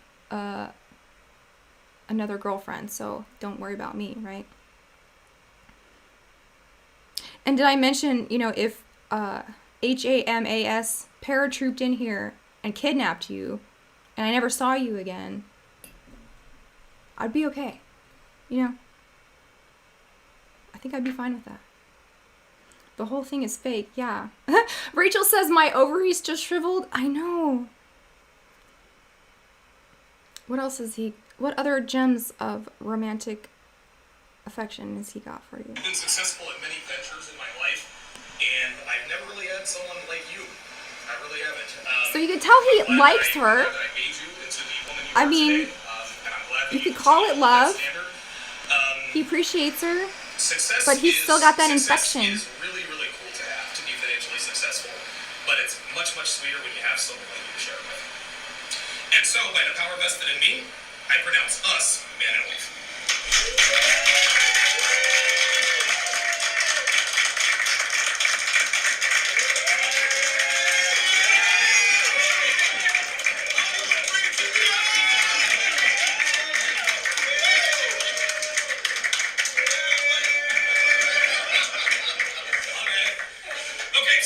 So now that we're officially married, I guess we'll take questions from the audience. We're going to do 10 minutes of questions, then we're going to be whisked off by ABC, and then they're going to grill us. So this thing has got... After we get cake. This thing has got media attention. So right after this, he's going to be interviewed by ABC, and they're going to be like, what is the red pill? What is a red pill wedding? And normalizing all of this crap. Rachel says, I would be as dry as the Sahara. I don't know why she wants that guy ick. Because she's probably 7.5 years, Rachel. She's sunk cost into this person. And you can tell his humanity is eking out a little bit in his vows, saying, I really do want you in my life. This is much better than not having you. But he still has all of this red pill jargon, and he has to reconcile this with the fact that all these guys preach never get married. So how does he have somebody in his life that improves the quality of his life and stick to his red pill principles at the same time? And so this is just more cognitive dissonance and foolishness and mental gymnastics that he has to go through. But yeah, she wants him because it's been 7.5 years. And she better get something out of this, Which I heard that she is the one with... I have no idea who these people are. I never heard of them up until the day this video came out. Red Pill Wedding. But I did watch another commentary on this video saying that she's the one with the savings. I don't know if that's true or not. All right, any questions? Questions, comments, whatever you got. Red Pill Meat Head wants to know if your life is over now. Say what? Red Pill Meat Head wants to know how you feel now that your life is over. Life is over, bro. Yeah, it's interesting. A lot of people ask me this entire weekend, are you excited to get married? Are you excited about the wedding? No. Our relationship isn't going to change. It's just not. What it really comes down to is our love for each other is 1,000% conditional. That's the way it has to be. You don't deserve love just because you think you do. You gotta work for it. You know what I mean? The reason she loves me. Okay. So here's another issue. Another problem I have with this red pill. It's talking about conditional love. And yes, everybody has to have qualities that make you want to marry them, obviously. We don't go to Skid Row looking for spouses. But I really don't think any Orthodox priest or marriage counselor is going to say that a marriage is based on conditional love, right?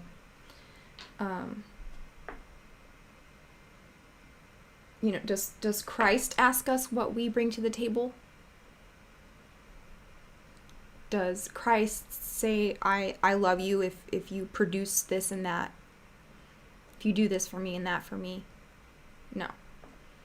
And what are we called to do? Love people like Christ loves us, especially the man loves the woman as Christ loves the church. He doesn't say things like this.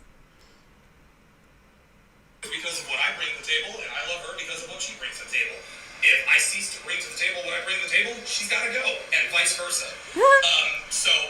I love Devin to the moon and back. What is even love then? If it's just what the other person can bring to the table for you, how is that even considered love? I don't understand. What do you think, chat? Chat to me. He has to put up a front for his subscribers, right? Icky and sad, exactly.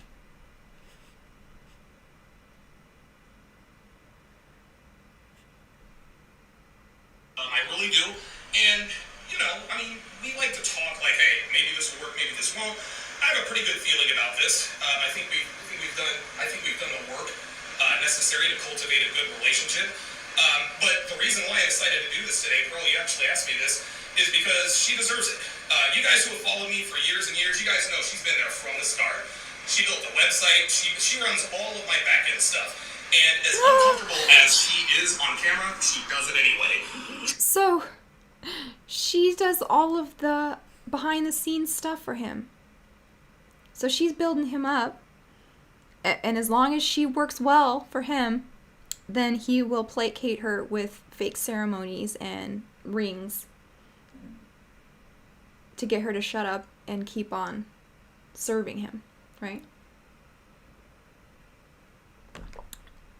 I'll play devil's advocate. He's probably faking this, and he actually loved her. Well, you can see it does come out a little bit. He does love her. He appreciates her. But that's not love. That's gratitude, right? You can want somebody around. Just because someone keeps you in a relationship for the ways that you serve them doesn't mean they love you. Okay? It's a business partnership with sex. Exactly, Rachel. Thank you. Baselit says she has a Xena LaVey expression. Yeah. He admitted he appreciates her heart. Of course he does. She looks like a sweet lady. Put up with this. She's got to be, like, have the patience of Job for sure. Trust me, John, she does not want to be on camera today, but she's going to do it anyway. So, I'm very, very appreciative of you. You make me look good, even when I don't look good sometimes, and that's really, to me, that's she makes him look good. And I want you guys to understand that unconditional love is not for men and women. It's for children and pets, okay? There must be conditions to your love, and this is both men and women. You can't love a man who's not good for you, and guys, you can't love a woman who's not good for you. You don't deserve anything. You have to work for what you get. And just like Dev said, guys, success is never owned. You never own success, okay? It is leased, it is rented, and the rent is due every day. And if you don't pay the rent every day, you get evicted, and so that's why we're here. All right, is that it? Avi, what you got? I just want to say, I'm not getting married, man, but I'll do it like that. I was alpha and boss as fuck. Oh, well. That's what I'm about. Alpha male wedding. Anybody else? Questions, comments? Yo, Big Mo. When he first said, you know what, she deserves this. How long into it was it? About 15 minutes. 15 minutes ago. No, like 15 minutes. Like when y'all said, when y'all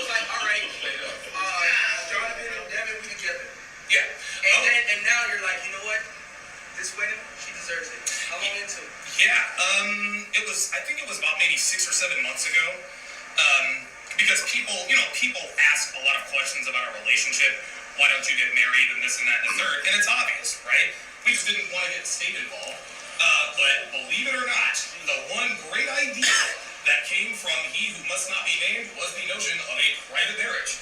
And so, as much as I want to kick the guy... I wonder who he's talking about here. He who must not be named. Do you guys know? Such classy outfit. I know! It's like... This is my hell day.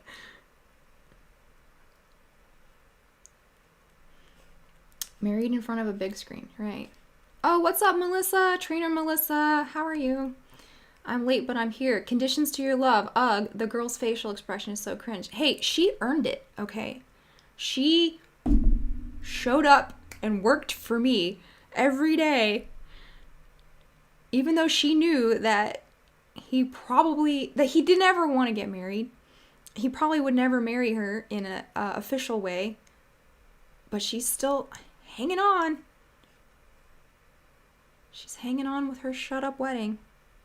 And everybody else was asking him too. So he was very pressured to do this, and that's probably the worst feeling you could ever have going into a marriage, is feeling that the other person was doing it from pressure and obligation, and that because they found that you earned it. Because what happens when you can no longer earn love? What happens when you're old? What happens if you get sick? What happens if you get injured? These are not the things that hold relationships together, is feeling like the other person has earned it. Maybe in the courtship stage, they earn it by showing you that they're a virtuous person.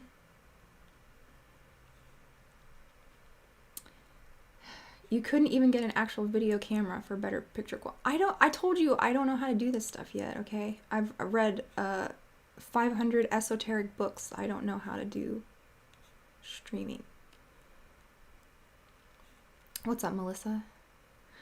Rachel says, I bet they have a big wall tapestry in their bedroom with a wolf and a full moon. Yes, they got it from a carnival. Yes, they have a dream catcher with a wolf inside. That's so funny.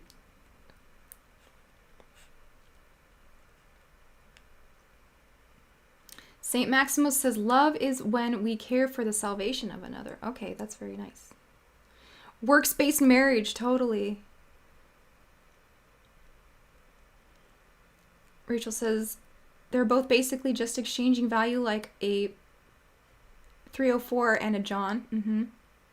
That's why we stay at coffee hour table. The guy needs to earn our trust there. Right, so earning things comes in the very beginning, not after you've been together. Like, she's worked for you for 7 years. And when you put a woman on her back foot like that, trying to make her catch up and triangulate her with other women and make her earn things, this is not when you're gonna get her highest performance. Honestly, women perform way higher when they feel secure in their relationship, not when they feel like they're on the chopping block.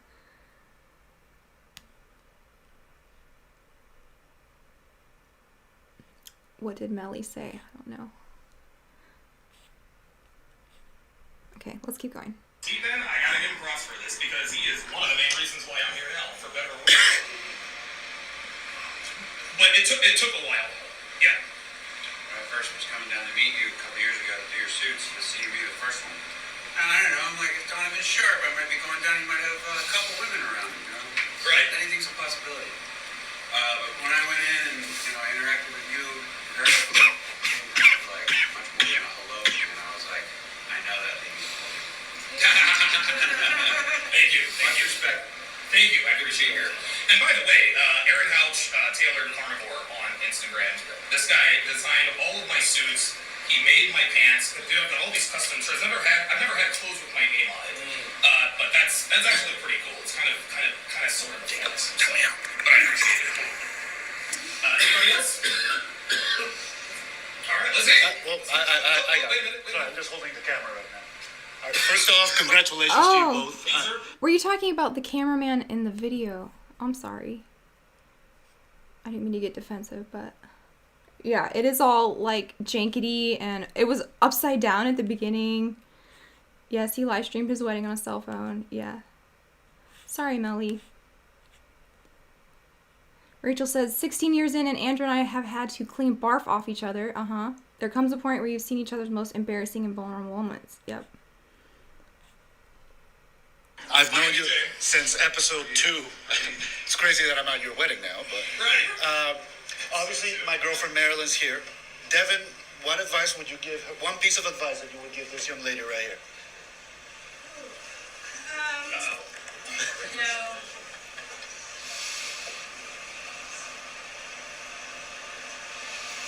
Be very familiar where your lines are, because when you start sweating the small stuff, the big stuff actually will blow up in your face. Where you just learn to let the small stuff go and accept it and build on it, not try to change it and Like leaving the cabinets open? yeah, you just learn to live. There's some things you gotta learn to accept, learn to live with, and focus on the good things that you are getting from it. And it's really important that, one thing I learned is that you need to talk to yourself in the mirror like you're a friend. But a lot of times we don't talk to our loved ones or our spouses like they're our friends as well. And I know that it's cliche to say I married my best friend and all this stuff, but the truth is that if you don't treat each other with respect, always, and that's why I said even in your thoughts, it will bleed through in your actions and your words, and it will start to deteriorate the relationship from the inside out. So if you have issues, meet them head on. Don't let shit fester. Don't let things fester, and just don't be afraid to say, hey, this bothers me. Words of wisdom. Don't let shit fester. So, yeah, these are the pearls of wisdom coming out of this red pill couple who has not invited God into their relationship or the state. I don't know how they're experts, deserve nationwide news coverage on anything, but we'll keep going. Your spouse shouldn't be your friend. Interesting. This wedding is a disrespect. I know. They are making a mockery of the entire reason for marriage and the wedding itself.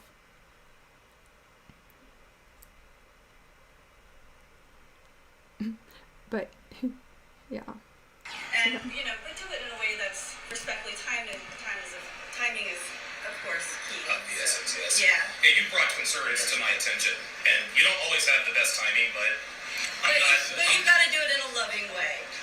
Like, hey, this is a concern of mine, not, hey, you did this wrong, I don't do anything. See, who does that on your wedding day? Who just does the totally dismissive sign for women talking right next to her? Did you guys catch that? I hate that. My wife, it's right in my ear. Jay doesn't do that, but I hate to see it. He knows that would hurt my feelings, and he wouldn't do it. Appreciate that. Let's have a little bit of fun. Tell the people things that you don't like about me, like my idiosyncrasies. You're impulsive. And so it's kind of like decide now, figure it out later, which a lot of the things that I have to figure out later, let's be honest, because there's a technical aspect to a lot of these decisions. Yes, there is. So while he's thinking on the front end benefits and things, I'm thinking in the background, like, okay, How's this gonna work? how am I going to put these products together to sell the ticket with the product to make this happen, and push the notifications to the outage? What service do we need for this? And how do we stop this bot attack from this? And we lost this processor. So there's always things in the background that are going on So, related to business. look what she has just admitted. She is integral to his success. Right? He wouldn't be nearly as far down the road as he is without her. And he still does this. Treats her like this.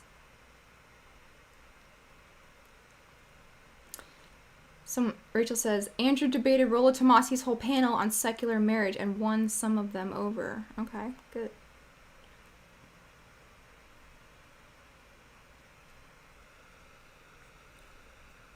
Let's keep going.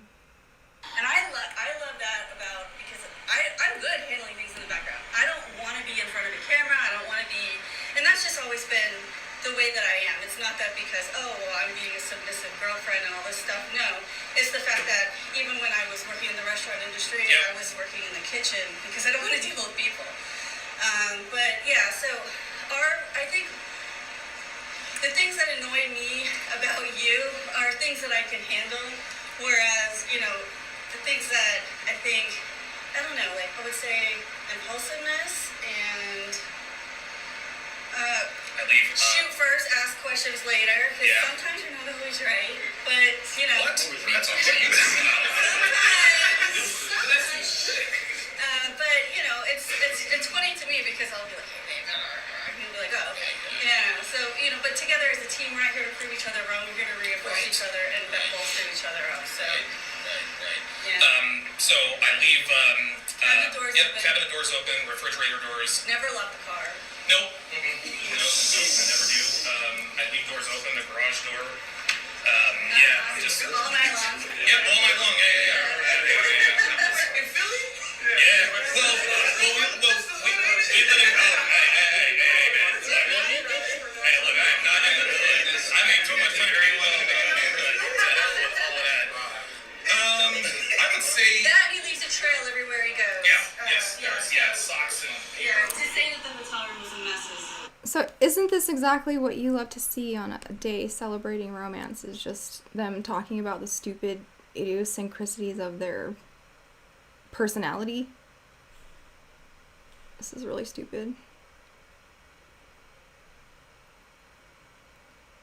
Does Rachel... No, I don't think Rachel approves of this. She's been roasting it with us.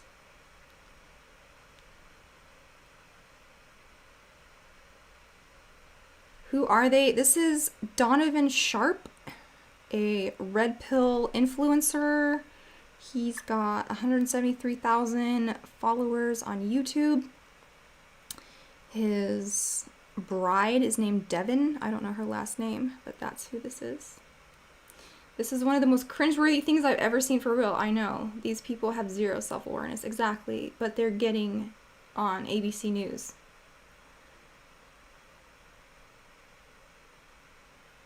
It is a roommate contract. It's a friends with benefits public declaration. It's free now. You know, take 5 minutes, but yeah, it's all Really? I thought you'd be in there for like an hour. It was ugly in there. Also, I'm very cool-headed, right? Yeah. What do you say, babe? How do you handle my temper? Just breathe. You know, like, honestly, I don't have a very reactionary personality, so Really good. you know, a lot of times, hey, that's who he is. That's how he vents. I chose him. This is the person I chose. Now, there are things I don't like about him that I blame me. You know, like so. I'm not out to change him, correct him, do anything like that. He's gonna do what he does, and in the meantime, you know, I'll be patient. I'll listen. And I can listen through the anger. I don't see. I grew up with a yeller. That's My a dad was superpower. So yeah, you know, being able to understand what they're trying to say without the emotion and responding to what the actual message is. What are they upset about? And I'm a fixer. I like to go and say, okay, that's an issue.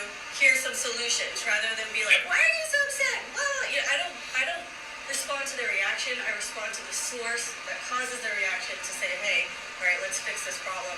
And a lot of times, I know better just to keep my mouth shut, go in the other room, let him do what he needs to do. He'll figure it out. Because a lot of times, I have to remind myself that he doesn't need me. Right. And that is key, is knowing when to just stay the hell out of it, let him work through it. And you know. Right, did I mention that if you were taken in the rapture, I would be at the club that night and I'd be over you the next day because I don't need you. Happy wedding day.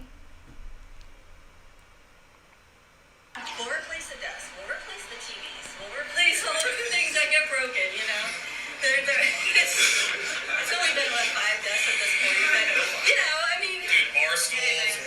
all kinds of crazy Ooh, he has a things. nasty temper. That's not good. Yeah, but you know. Other than that, I'm a nice guy, guys. But you know, like he's I'm never sure. laid hands on me. I've never felt threatened, you know, like so I understand that people can have emotions without me taking them personally. And I think that's really important. I think that also takes a level of maturity to understand that, you know, women are one way, men are another way. That's right. You either accept it or you go the other way. All right, very good. Pearl, you in the front. How many girlfriends did you have to cut off to make the relationship work? Were there any? Oh, yes, there were. Of course. Quite a few. That is so on brand. That cracked me up. Like, of course, my hell day would have her in the audience talking to my groom about his exes, right? Do y'all catch that question? She pipes up, how many girls did you have to get rid of to have this fake wedding? And I think that was the perfect question for her. And honestly, like, it really, I just don't even talk about, I don't try to tell people about my personal life. Not anymore.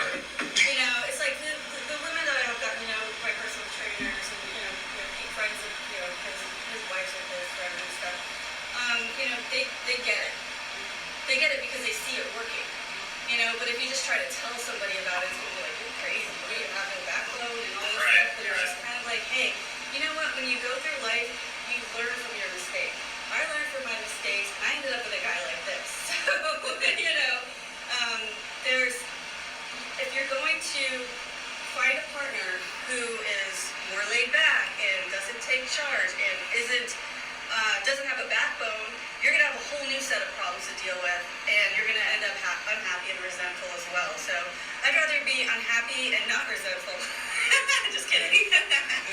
But no, it's good because we both have the opposite temperament, so we balance each other out.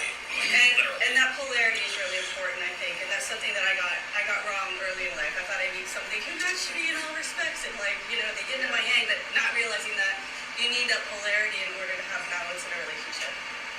I got one for you, Devin. So I'm in a relationship, so I want to know what's the clock before the marriage thing.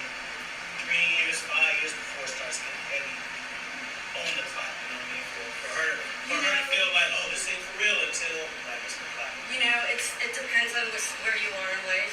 You know, if you're looking to start a family, the clock is going to be a lot faster.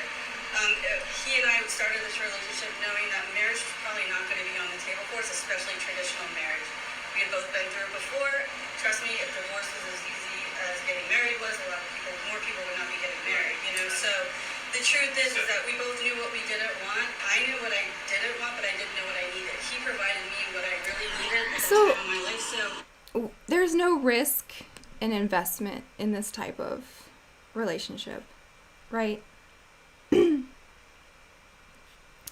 And the thing about these red pill and these MGTOW, they want to get risk down to zero, and that's never going to happen.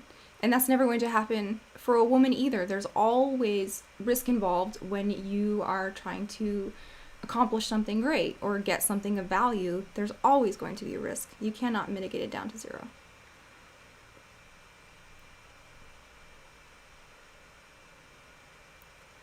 The audience is pretty goofy, isn't it? Like, there's no friends and family there. There's no, like, decorum. There's no sacredness. We're almost done. I'm gonna keep going. What do you guys think? Always risk. Talk to me. Send me some 90s songs. Maybe we can have an intermission. Green Day. Do you have the time to listen to me whine about nothing and everything all at once? Remember that? Comments. I would like to see Jamie debate Pearl. Pearl is a low self-esteem grifter and not helping the current situation. She just caught in greater division and hatred between the sexes. Well, if she wants my help, she knows where to find me through Rachel. I definitely think she could use a glow up. She has activated my pity more than once by everybody roasting her and her outfits and her looks. I think maybe Pearl would benefit from Aunt Jamie, a little talking to from sassy Aunt Jamie. Because I want people to be happy. I want them to get what they want. I don't want them to be grifters and divisive and hateful and sad and jealous and envious and obviously doing things for attention. Let's see. Pearl needs to be out of the spotlight and seriously study and decide her worldview. Well, she's trying to... How do we put this?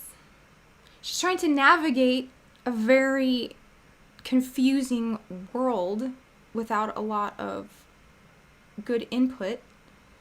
Doesn't seem like, besides Rachel, she has any good female role models. Jamie, can you give us fashion tips? Okay, well, yeah, let's put a pin in this for a second. Let's talk about fashion because I like clothes. And recently, I've been trying to replace a lot of the things in my wardrobe with natural fibers. So this is the first advice I would give someone who wants to upgrade their look is you want to be wearing linen, you want to be wearing cotton, you want to be wearing wool, you want to be wearing bamboo, natural fibers, you want to be staying away from polyester, toxic dyes, fast fashion, H&M, all that stuff just ends up in a landfill and it's not good for your skin and it's not good for your health. So yeah, there is lesson number 1, natural fabrics only. I got a super chat. See me rollin'. They see me rollin'. They hatin'. Patrolling the street trying to get me riding dirty. Okay. Vitamin D3 and a good omega-3 brand will be helpful for anxiety. Thank you. So does ashwagandha by Chalk. So every time I get anxiety, I get overwhelmed, I get too busy, I get scatterbrained, feeling whacked out, I take ashwagandha from Chalk and I feel much better. No, honestly, I think you could help a lot of girls who are on the Whatever podcast. It lacks an orthodox professor. Okay, so let's talk about or Whatever for a second. And then we'll finish off this red pill wedding. The first time I ever heard of Whatever is because they invited Rachel on. So I said, oh, cool, let me check it out.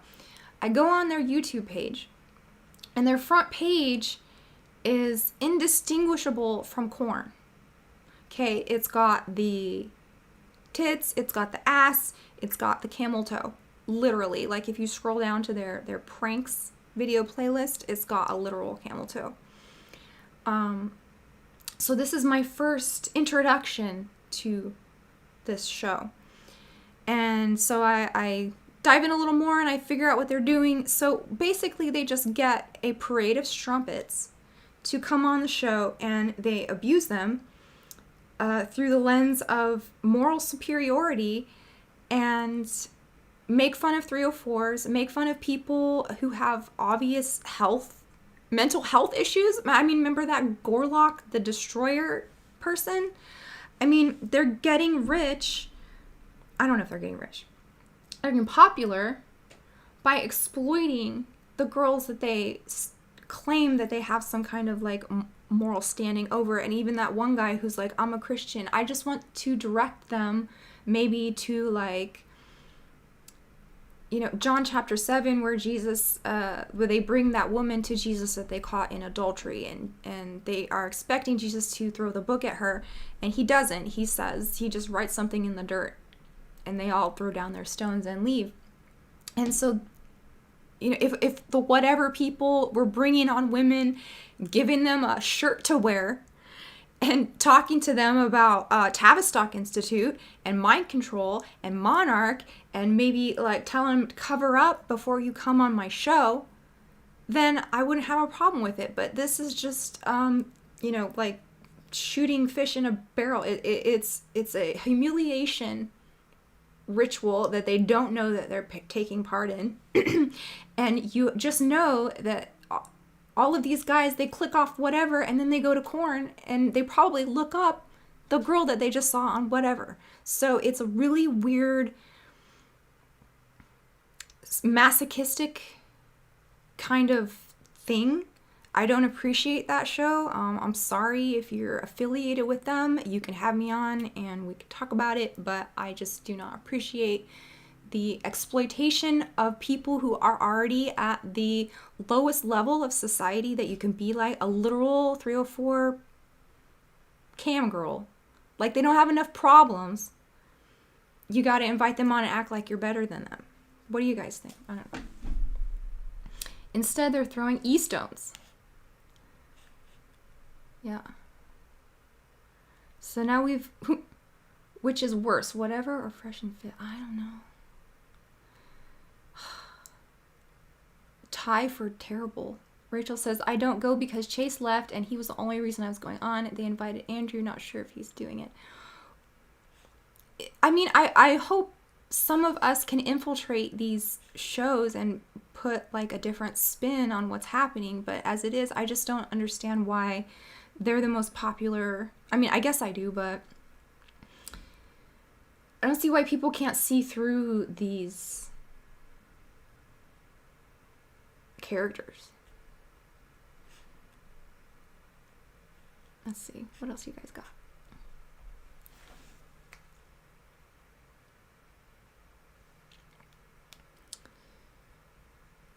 We keep going? Keep going on the wedding. We've got about 10 more minutes. We didn't go in with the clock. We were looking for commitment. Let's see how long we can make this work. And if there's a time clock on it, we say we've been together 7.5, yeah, almost 8 years, yeah. 8 years now. If I was 22, I would have waited maybe a year or two. Yeah, you know what I'm saying? Like, it's for a woman, it's, even though you could be, for her to think, oh, you're just stringing me along. You know what I mean? Like that. Well, we were both especially me, so heavily invested in him that I wasn't about to put a stopwatch on it. So I think getting her super invested in the relationship, There you go. Time, money, resources, getting her like so that she identifies with you. It doesn't matter if there's a ring on her finger or not. She's going to stay with you because she doesn't want to give up on everything, all the work that she's put in. So if it's the easier it is on the woman, I think the quicker the clock starts ticking because they want that reassurance because they haven't fully invested in the relationship. Wow, that's a profound. That's a girl game for y'all. Yeah, that's a girl game for y'all. Yeah, one thing that a lot of people, and we'll probably talk about this later in the interview, John. A lot of people kind of scoff at the idea. Oh, you trained your woman and da-da-da. Yes, I trained her. I trained her, John, and I will say that on camera. And when people scoff at that, they say, well, she's not a pet. I'm sorry. What do companies do when they hire new employees? They train people, right? So you mean to tell me, as a woman, you don't want a man to train you, but you're willing to go to another location, you're going to let another man tell you how to dress, when to show up, when to leave, when to take a piss, when to go to lunch, when to come back from lunch, but you can't do that for your man? Right? Like, that's oppressive, that's toxic, and that's abusive, and that's controlling? No. If a woman is on your program, then she can stick around. If she's not, she's literally fucking gone. That's the mindset that you have to have.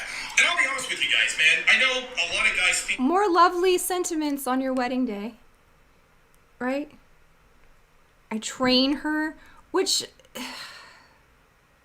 In essence, I don't have a problem with it because you train each other how to love.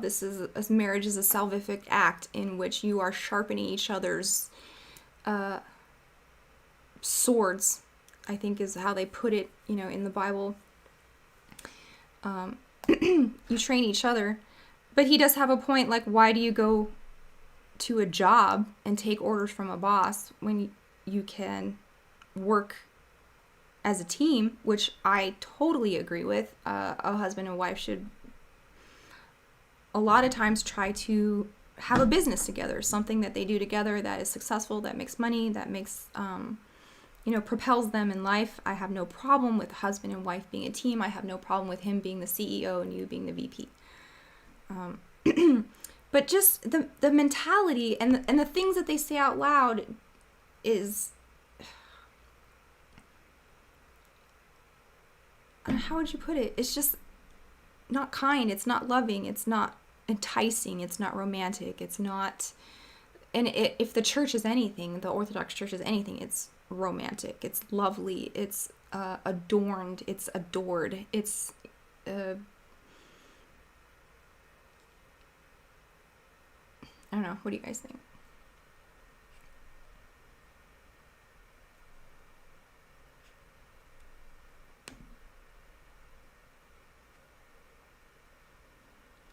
Rachel says they deserve each other, yeah.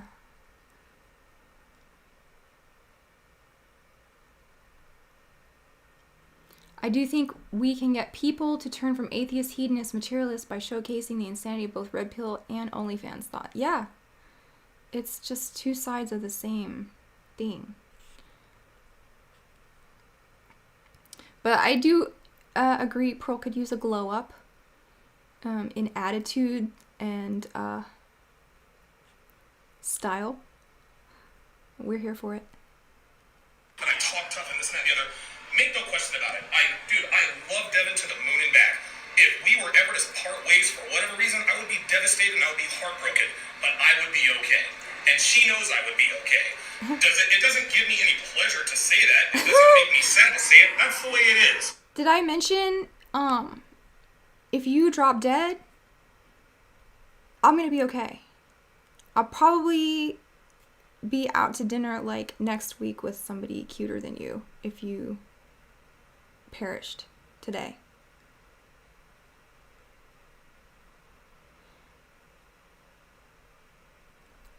These people have usually been burned by self-refuting Protestantism or Catholicism and see Christianity as hypocritical, yeah, fantasy, so dive headfirst into hedonism. Right, so that is the biggest thing that will turn inquirers and people seeking Christianity is the hypocrisy, because they don't understand that Christians are the worst people. That's why they're at church. At least they know that they have a disease and they're there for help. You know, they're at the hospital. You don't go to the hospital and find a bunch of healthy people there.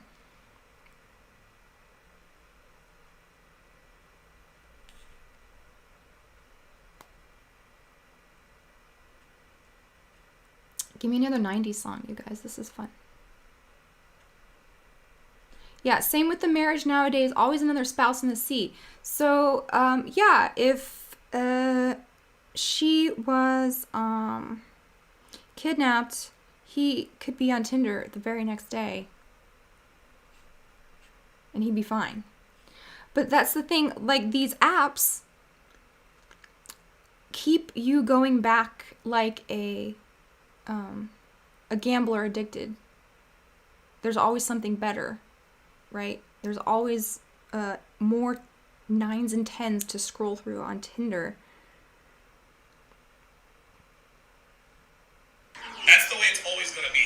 And I think because she knows that I'd be good with or without her, I think that builds attraction. Women don't want a man whose happiness depends on her. Devin makes me happy, but she's not the source of my happiness. And that is the most important thing.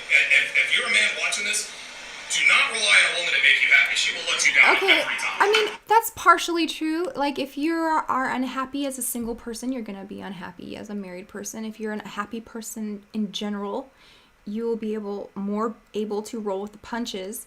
But I just think it's pretty obtuse and insensitive to keep reiterating that if you disappeared from my life, then it wouldn't affect me in any way whatsoever.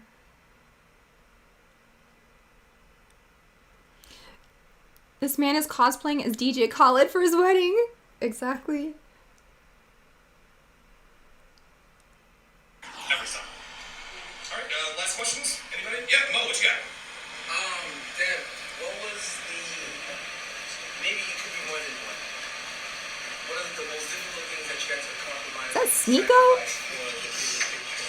Oh man, I had a lifetime of bad habits, and I was like the girl that was like, you know, the only girl in the band and the only girl in the kitchen, and I always put myself in situations that I felt more comfortable around guys. So like, I didn't realize a lot of the behavior that I had developed over the years. These guys aren't your friends. You know what I'm saying? I'm Like, trying to smack. This is how she ended up in that sphere. Okay, so she's kind of giving us an insight to her personality. She does not like to be in the company of women, probably because she feels inferior. She's always been a groupie. What does she say? The only woman for the band and in the kitchen. So her personality is it's giving low self-esteem, really.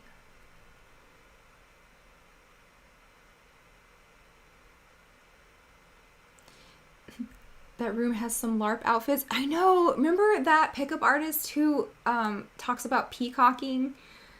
And he always has some kind of like crazy hat or crazy scarf. Some kind of flair. Who was that guy? You guys remember? Morpheus? Okay. attention from them is not, it's not a reward. It's kind of like, you know, if anything, I didn't realize how inappropriate a lot of like my jokes and my behavior was. I just thought it was normal because that's how I related to my peers. However, even once, you know, my first marriage, I maintained that behavior. I did not treat my relationship with respect. I treated it as like a bonus. Like, oh yeah, I behave like this and I'm married kind of thing.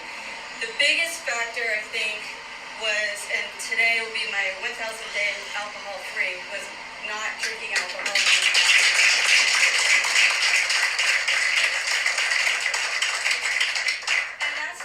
it just happens to be today. But that was the source of a lot of this, you know, acting out behavior. And I, you know, would act like I didn't do anything wrong all the time. What are you talking about? I didn't, you know. Oh, I checked that shit Oh, quick. yeah. And it wasn't until I could, like, really analyze my behavior, why I was doing it, what I was doing, why it was disrespectful, you know, how a feminine woman actually behaves. She's still well-liked. She still, you know, makes friends, makes her man look good. All of these things are still, you know, there, that I finally, like, just looked myself in the mirror and said, okay, I understand what I was doing wrong, why it was, you know, either disrespectful or just obnoxious, let's be honest. And I've learned to just, you know, put his feelings a lot before my own and kind of see my own behavior through his eyes. And even when he's not with me now, like where I was just with my family, you know, I'm saying if Alex was here, how would he respond to how I'm speaking with this person? How my close proximity to this person? Is this family? Is it okay to touch this? You know, give this person, you know, that kind of thing. But now I behave in a way that I'm representing him well, whether he's there or not. And I think that's really important. Now it's, you know, with you guys, I've been with him since before TSR Live. Yeah, right, yeah. So I've heard every episode. I've interacted with many of you in the chat, things like that. And there's a way that I've developed that I can relate and I can communicate and still be appropriate, still represent him well. And that's something that it was very hard to learn. And that's when he says train, that's what he's talking about. Is, you know, women are taught that they can do no wrong. And we can behave as much as we can do whatever we want. And the truth is that men are the victims of that behavior. The men who care about these women are victims of that behavior. And when these men try to correct that behavior, they're called misogynistic, they're called controlling, they're called insecure, all of these things. But if you ask anyone older, hey, if they saw this on a TV show, they'd be like, ooh, that was disrespectful. Right. But, you know, in day-to-day life, these talking women about don't see that. They think that it's okay to accountability, continue to behave that way. women's accountability, which I'm all for that. I'm all for personal responsibility, accountability, and that's a lot of what Orthodoxy is about and going to confession. It's radical accountability. Where did I go wrong in this situation that is making me unhappy? And you can trace a lot of problems in your life back to your own sin. So I don't have a problem with taking accountability for your actions in an Orthodox way, going to confession, things like that. What's everyone saying? Imagine still trying to get attention at her age by showing everyone your boobs. I don't get it. I mean, how can you not show them? I don't know how. What do you do with those suckers? I don't know. The mommy milkers. She's got them. But that dress is not helping. And that's what I mean about fashion and a glow up, and you can look elegant and modest and sexy and not, if you prefer not to look sexy. Sometimes I think modesty is more about an attitude than about how much skin you're showing or how tight your clothes are. I mean, that's part of it, but yeah. If you're leaking sexual energy, it doesn't matter if you're in a turtleneck, but her dress is not my favorite. You're right. History of alcohol abuse, yeah. But your husband is not your God, exactly. And he is in the position of God. We can see by his demeanor and his actions and just his overall worldview of how his wedding should look, that he is definitely in the position of God in this relationship. They're massive. Yeah. Well, she's intentionally immodest for attention. So that's what people do when they have low self-esteem. Exactly, Rachel. When you have abuse and you have alcoholism and you are trying to earn love from groups of men, apparently. I'm not saying she's been with groups of men, but she said in her testimony that she was always the only woman, the groupie, in a herd of men. And then you saw the look on his face. Not happy about that. Someone says, I can't stop looking at them even as a woman. Yeah. I think, is this in Vegas? It does look like Vegas. I'm not sure. Okay, Heidi's gonna put the chickens to bed. Thanks for coming. I'm glad I made your day. That's really sweet. Yeah, he's walking her down the aisle and officiating the ceremony. Yeah. And it's my hope to show that, showing respect and submission, so to speak, it's a superpower. Yes, it is. Because not only do you have what you want out of the situation working for you, you've got him, leading the charge. So if you're both on the same page and you're going forward and you know how to treat one another, I think is most important. Younger women today, and even I've seen women, my age, they just don't know how to act. And if you talk to them about that, hey, I was talking to this person, he made a joke, I touched his arm, my boyfriend got upset, we had to leave. Oh my God, why? Well, the reason why we had to leave is because if we didn't, I would have completely forgotten about it and would have done it again and again and again and again. So what she is talking about is this was early on in the relationship where at bowling league, and we won that league, by the way, we're at bowling league, and Devin had a feeler, right? And we were all just kind of joking around, and Devin hits him on the arm, right? I said, grab your shit, we're leaving now. It was a one-sided conversation, and how many times has she done that since? Zero. Those are the kinds of behaviors and mentalities that are being legislated out of men. And this is why asshole game works. Unfortunately, men, we have to be looked at as assholes, but asshole behavior is just a man standing his ground, man. Standing 10 toes down on your boundary standards and expectations. And like I said, and it's interesting, we're getting more pushback now from men than we are from women. So to all those guys, I say, go fuck yourself, man. Like, seriously. Like, because what it really comes down to, man, is you're afraid, dude. And I know why you're afraid, but you can't be afraid to piss off your woman. If you're afraid to piss off your woman, you're in for a world of hurt. You really, really are. All right, one last question. So, yeah, go F yourself if you don't like how I act. That's romantic. This is the perfect wedding, I think. Very uplifting. I do now believe in the power of love. Like Celine Dion says, sometimes I am frightened. Right. That's a 90s song. Okay, we got 2 more minutes. Can we stand it? I'm you're the man, dude. Yeah. What was the most difficult bad habit to get out of? Oh, the most difficult bad habit to get out of her? Oh my God. That was, Wait, there were so many.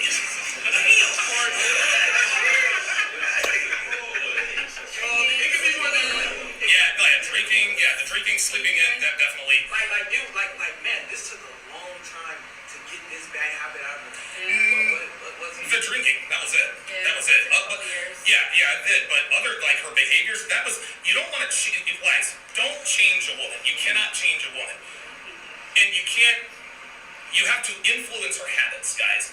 Don't change a woman, change her habits. And you don't do that by controlling her. You do that by giving her choices. You can either do this, or you can be in a relationship with me, but you cannot do both. And if she likes you enough, she'll make the change. She'll absolutely do it. She'll do what you want. She'll listen to you, and she'll follow. And if she doesn't, she's going to be a headache, and what's the point?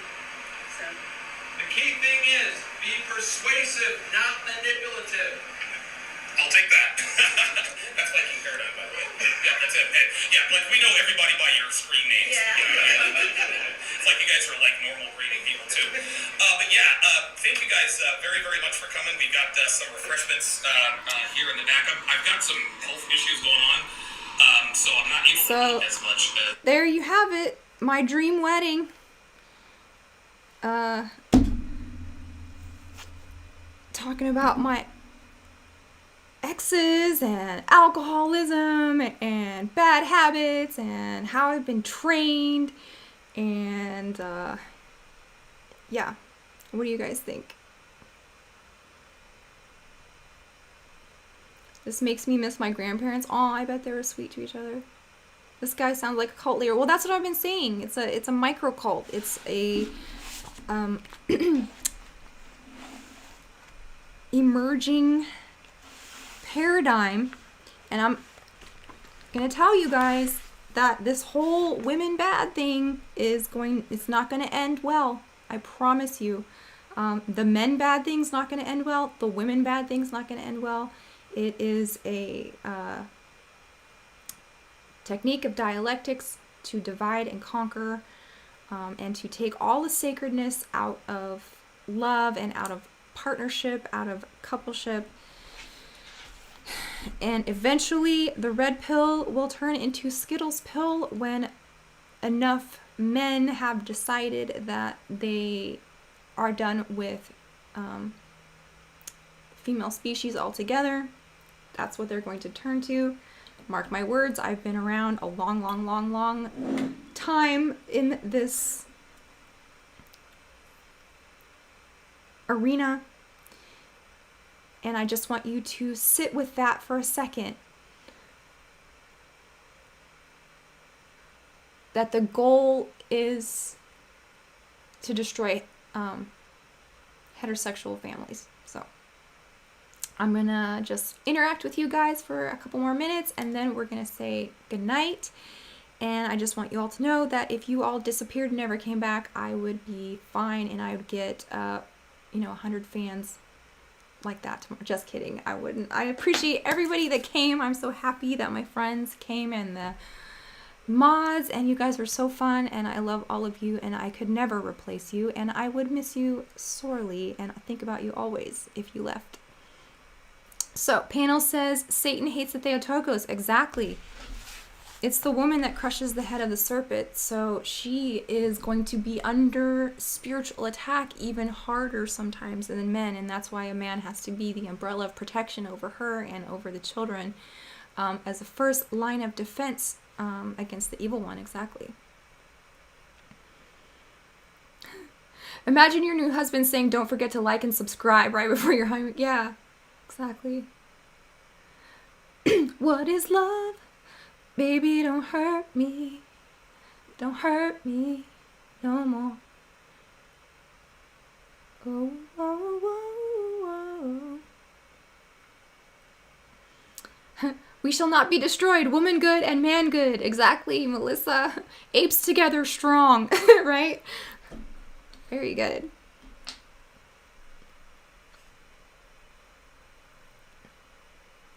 Men and women are supposed to become one flesh through marriage, right? God's arrangement, not supposed to be in competition or training their spouse. Both are supposed to be in submission to God, right? And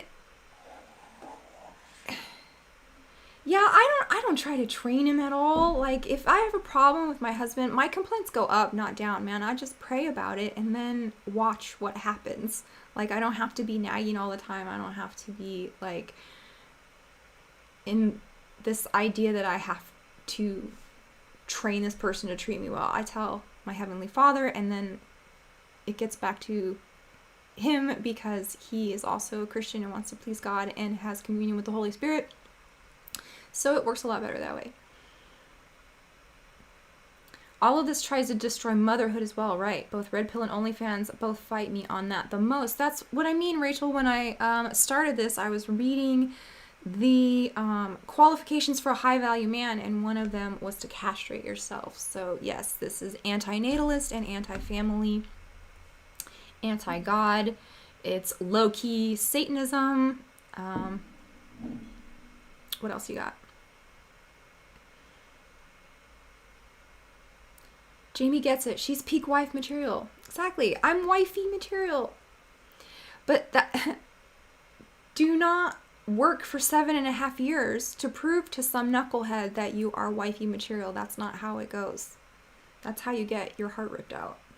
And as soon as she stops performing, what is he going to do? Right? He already told her 10,000 times on their wedding day he would be fine without her. Which is probably just a empty flex, but still. Okay, one more song, and we've been going for 3 hours. I think we're gonna have to, if no one's super chatting, which I'm actually happy that, like, I got any at all, because this is just the test run. What about the African Americans' issues where some red pill philosophy arises from due to white feminism?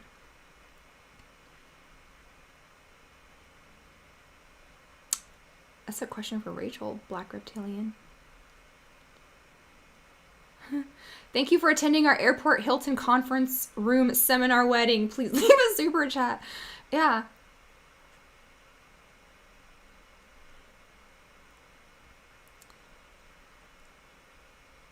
Riley Rage with a ghost. Stressed in your chat late. Okay, someone give me one more song that we can get stuck in our head, and then we're gonna say goodnight. And thank you to Pano, thank you to Baselet Analyzer, thank you to Rachel, thank you to Melissa, thank you Jethro. Please keep doing live streams. I will, when I get another one cooked up for you. Huh. Was the purple shirt pimp and big boob? Yes, it was a wedding. It was a stunt, I would call it.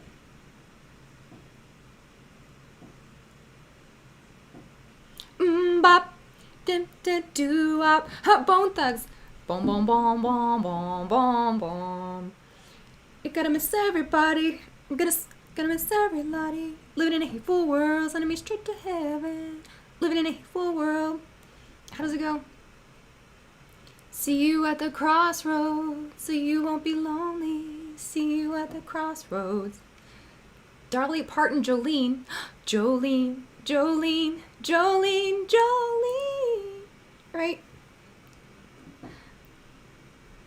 That's a good song, actually. That's one that's got like a good driving Jolene, Jolene, Jolene, Jolene.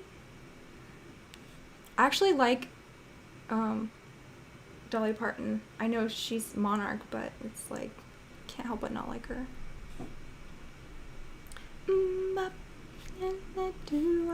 Rachel loves me when I rap. I can rap. What is that song from Dangerous Minds? Coolio, like all the, I know the whole thing, and Jay always laughs and he says it's like cute cringe. Eh, Macarena. Dun, dun, dun, dun, dun, dun, dun, Macarena. Que tu cuerpo para la alegría cosa buena. Alegría Macarena. Hey, Macarena. Jamie Spooktober Friday. Oh, yes. Jay and Blah, PLA, Baseless Analyzer, and me are going to do a Spooktober. We've got the menu, the invitation, Get Out, and Flesh on Friday, and we've also got a witch movie stream for Spooktober cooked up, and we've got Asylum, which is my biggest fear, getting thrown in that asylum, telling me I'm crazy. So it should be a fun Spooktober. You guys join us on Friday night on Baselit Analyzer's channel at 8 p.m. and we're going to be doing those 4 yuck movies. I don't know, I have to go, but I don't want to leave you guys because this is too fun. What's going on? Rachel, thanks. I'm 24, virgin, want to be married. Oh wait, what?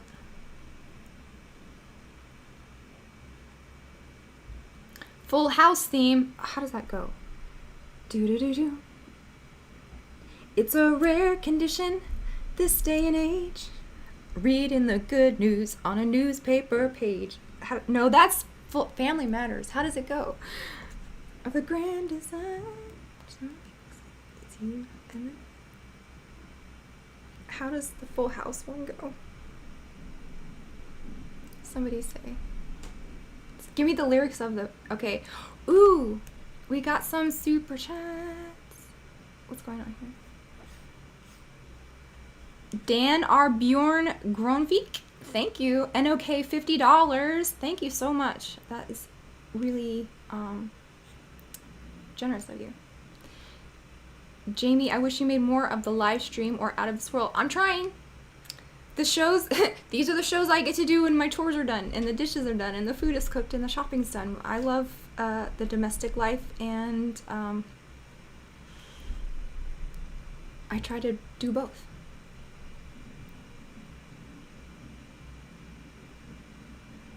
See you at the crossroads so you won't be lonely. Is you get the win. What is the Full House song?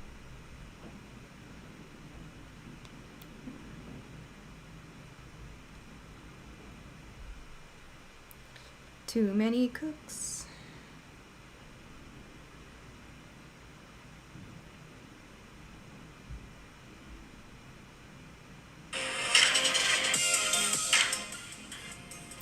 How does it go? If I hear one bar, I probably will remember the whole thing.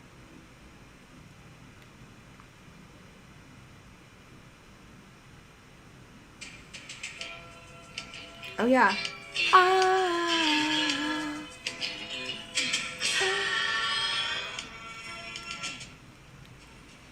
How's it go? Happen to predictability. The milkman, the paperboy, eating on TV. Yeah.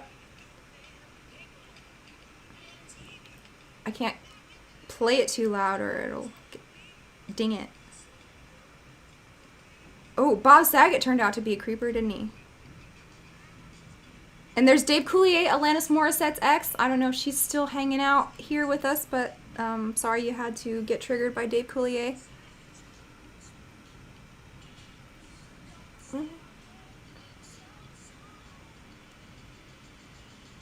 Everywhere you look, everywhere you look, a hand to hold on to. Everywhere you look, everywhere you look, somebody who needs you. Everywhere you look, everywhere you look, there you are. Okay, yep, I remember that. Whatever happened to predictability? Yes. And hold on to. Yeah. Bob Saget turned out to be not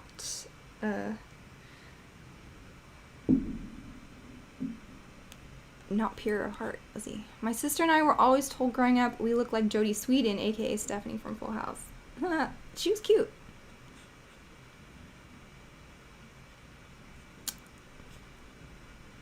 Saget had the filthiest stand-up. Oh yeah, I know.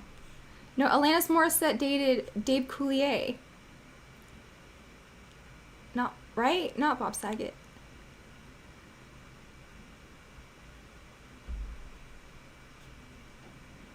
When you're lost out there and you're all alone, light is waiting to carry you home. Everywhere you look. Boom, ba-doo-doo-doo-doo. The one arranged marriage episode about walking around the table made Greeks and Orthodox look so cringe. Oh, yeah, because Uncle Jesse... Oh, that's why he says, have mercy. Because he's saying, Lord have mercy, isn't he? Because he's Greek Orthodox. You got it, dude. Totally. Everywhere you look, somebody who needs you. I mean, Danny Tanner, is he a high value man? He's a single dad, poor widow, just trying to keep it together, raising 3 girls in the 90s on his own. How rude. Yep. Classic. That was my favorite show when it was on. It was Full House, Family Matters, right? How long should you date before he proposes? Okay, if you're adults, if you're both over 21 and if he can afford to live on his own, I'd say a year and a half, full liturgical year, plus 6 months for good measure. And if it's over 2.5 years, I don't think he wants to marry you. And I saw this sad post from an Orthodox girl, and she's like, why did he take me all the way up to, almost getting married and engaged, and then he called it off? And even the priest blessed it. I thought, we were going to get married. And, I hate to tell her, just the real reason is he thought he could do better. Like, that's, it's not that hard to figure out. People aren't that deep, really. Nobody is. I mean, we all have very finite reasons for doing things. And if he took you all the way and he didn't go through with it just because he thought he could do better, that's pretty much it. You dodged a bullet on that. At least he didn't give you a shut up wedding, right? In West Philadelphia, born and raised, on the playground is where I spend most of my days. Chilling out, maxing, relaxing, all cool and all, shooting some b-ball outside of the pool when a couple of guys who were up to no good started making trouble in my neighborhood. I got in one little fight and my mom got scared and said, you're moving with your auntie and uncle in Bel Air. Yep. What a sad story. Okay, let's end it with this, man. Will and Jada. Dude, have I learned? I don't want to know anything else about Will and Jada. Like, poor, probably narcissistic couple.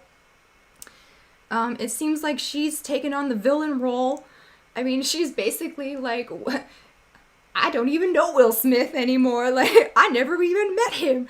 We weren't married. We weren't in love. I hated that wedding. Like, Jada, stop. Okay? It's enough. I don't think that the public has wanted to know less ever about a celebrity couple. It's like, please stop. That's enough. But yeah, she's a total piece of work, I guess you would call it. You really do feel sorry for Will Smith, but, he might be... A lot of these Hollywood people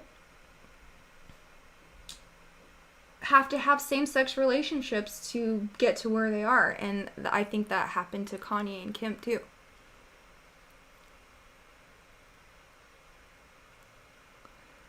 But yeah, R.I.P. Uncle Phil. He's Scientology? Mm-hmm. Totally. He's Skittles and so is she, yeah. And do you see that terrible Red Table show where they were talking about, like, I don't even want to go there. Teaching her daughter how to pleasure herself and stuff like that. Jada is a devil. I think Will is probably Skittles. Yeah. And what's getting jiggy with it? Na.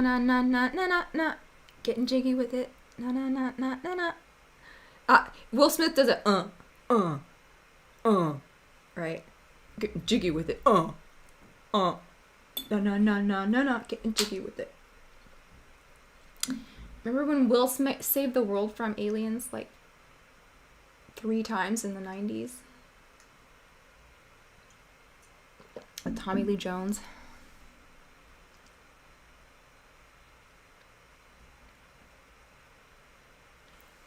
Jazz isn't Skittles.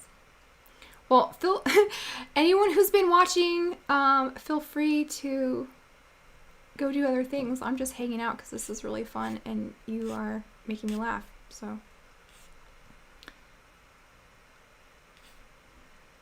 Rachel says, do you guys remember the 90s hip hop girl band SVW? I saw them randomly on social media the other day. What did they sing? I don't remember. SVW. What drink is that? I don't know. Sunny Culture Elderberry Probiotic Hydration, a non-sparkling refreshment. I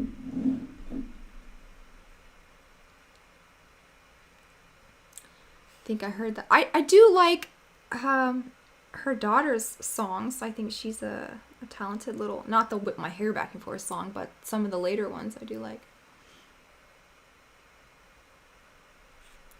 What else do you want to hear me sing for money? I'm your little monkey. Ooh, ooh, ooh. There was a oh yeah, I remember that. There was a horrifying Oprah show where Will forcefully kissed his son in the mouth in front of everyone. Yeah. And there was weird pictures that came out about Tom Brady and his son at the pool. That's another weird relationship that fell apart too, and I could pass judgment on them as well. I have things to say about that, but she was a witch, right? She did brag about doing witchcraft in the locker room, and that's part of the reason he was so successful in his career, right? Getting jiggy with it, nah, nah, nah.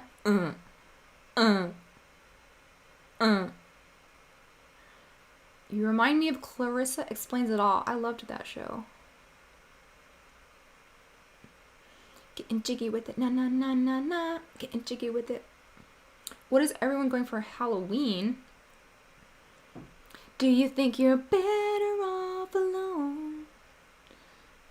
Do you think you're better off alone? Yeah.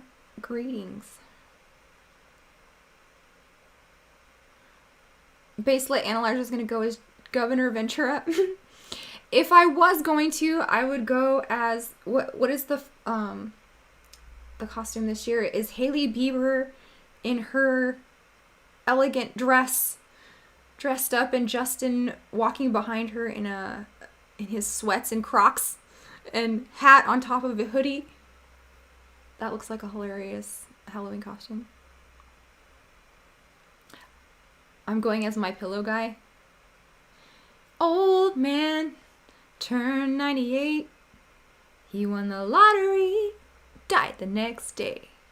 It's a black fly in your Chardonnay. It's a death row pardon, 2 minutes too late. And isn't it ironic, don't you think?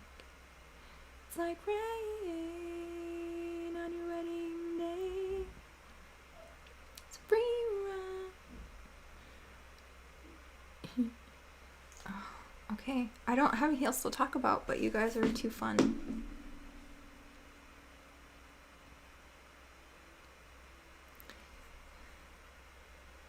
Yeah, Tom Brady, I mean, if he was thinking about his salvation, he would not have let that happen, would he? I mean, he would have put the family ahead of continuing his career because he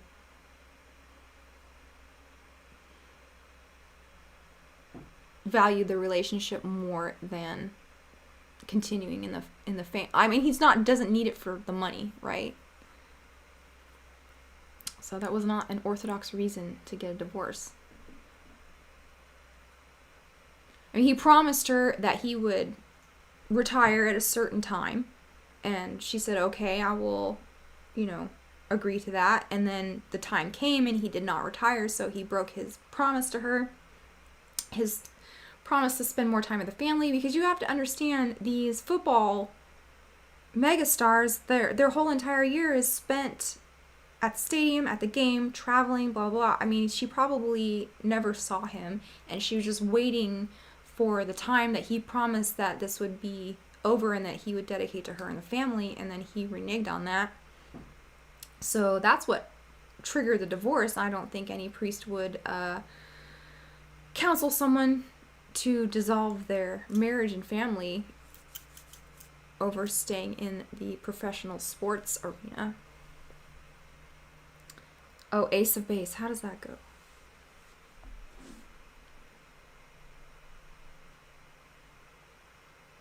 Give me the lyric.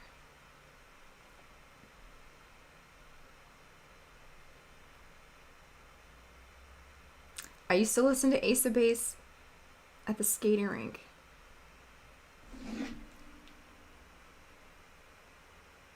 I saw the sign and it opened up my eyes. I saw the sign. Life is demanding without understanding. Yep. I saw the sign and it opened up. Yes, Giselle did practice black magic. Yeah, I said that. That's what she said was integral to him winning all of his awards. Cotton Eye Joe? No, I don't know that. I saw the sign and it opened up my eyes. I saw the sign. How about all that she wants is another baby. She's gone tomorrow, but all that she wants is another baby. How old am I? 42. All that she wants. What videos do you have coming? Witch Stream Spooktober with Jay. Asylum Spooktober with Jay. Yuck Movies Spooktober with Baselit Analyzer and Jay. I'm reading Tiny Mustache Man and the Black Magician for Rockfin. I am reading The Body Keeps the Score to do with Melissa and Down the Road, Baselit Analyzer and me, DC, Washington DC, and The Lost Symbol, and then maybe dinosaurs. I think it is about a girl trying to get pregnant and leave a guy. I think that is exactly what it's about, Rachel. So, yeah. I'm looking forward to Spooktober too. It's fun. All that she wants.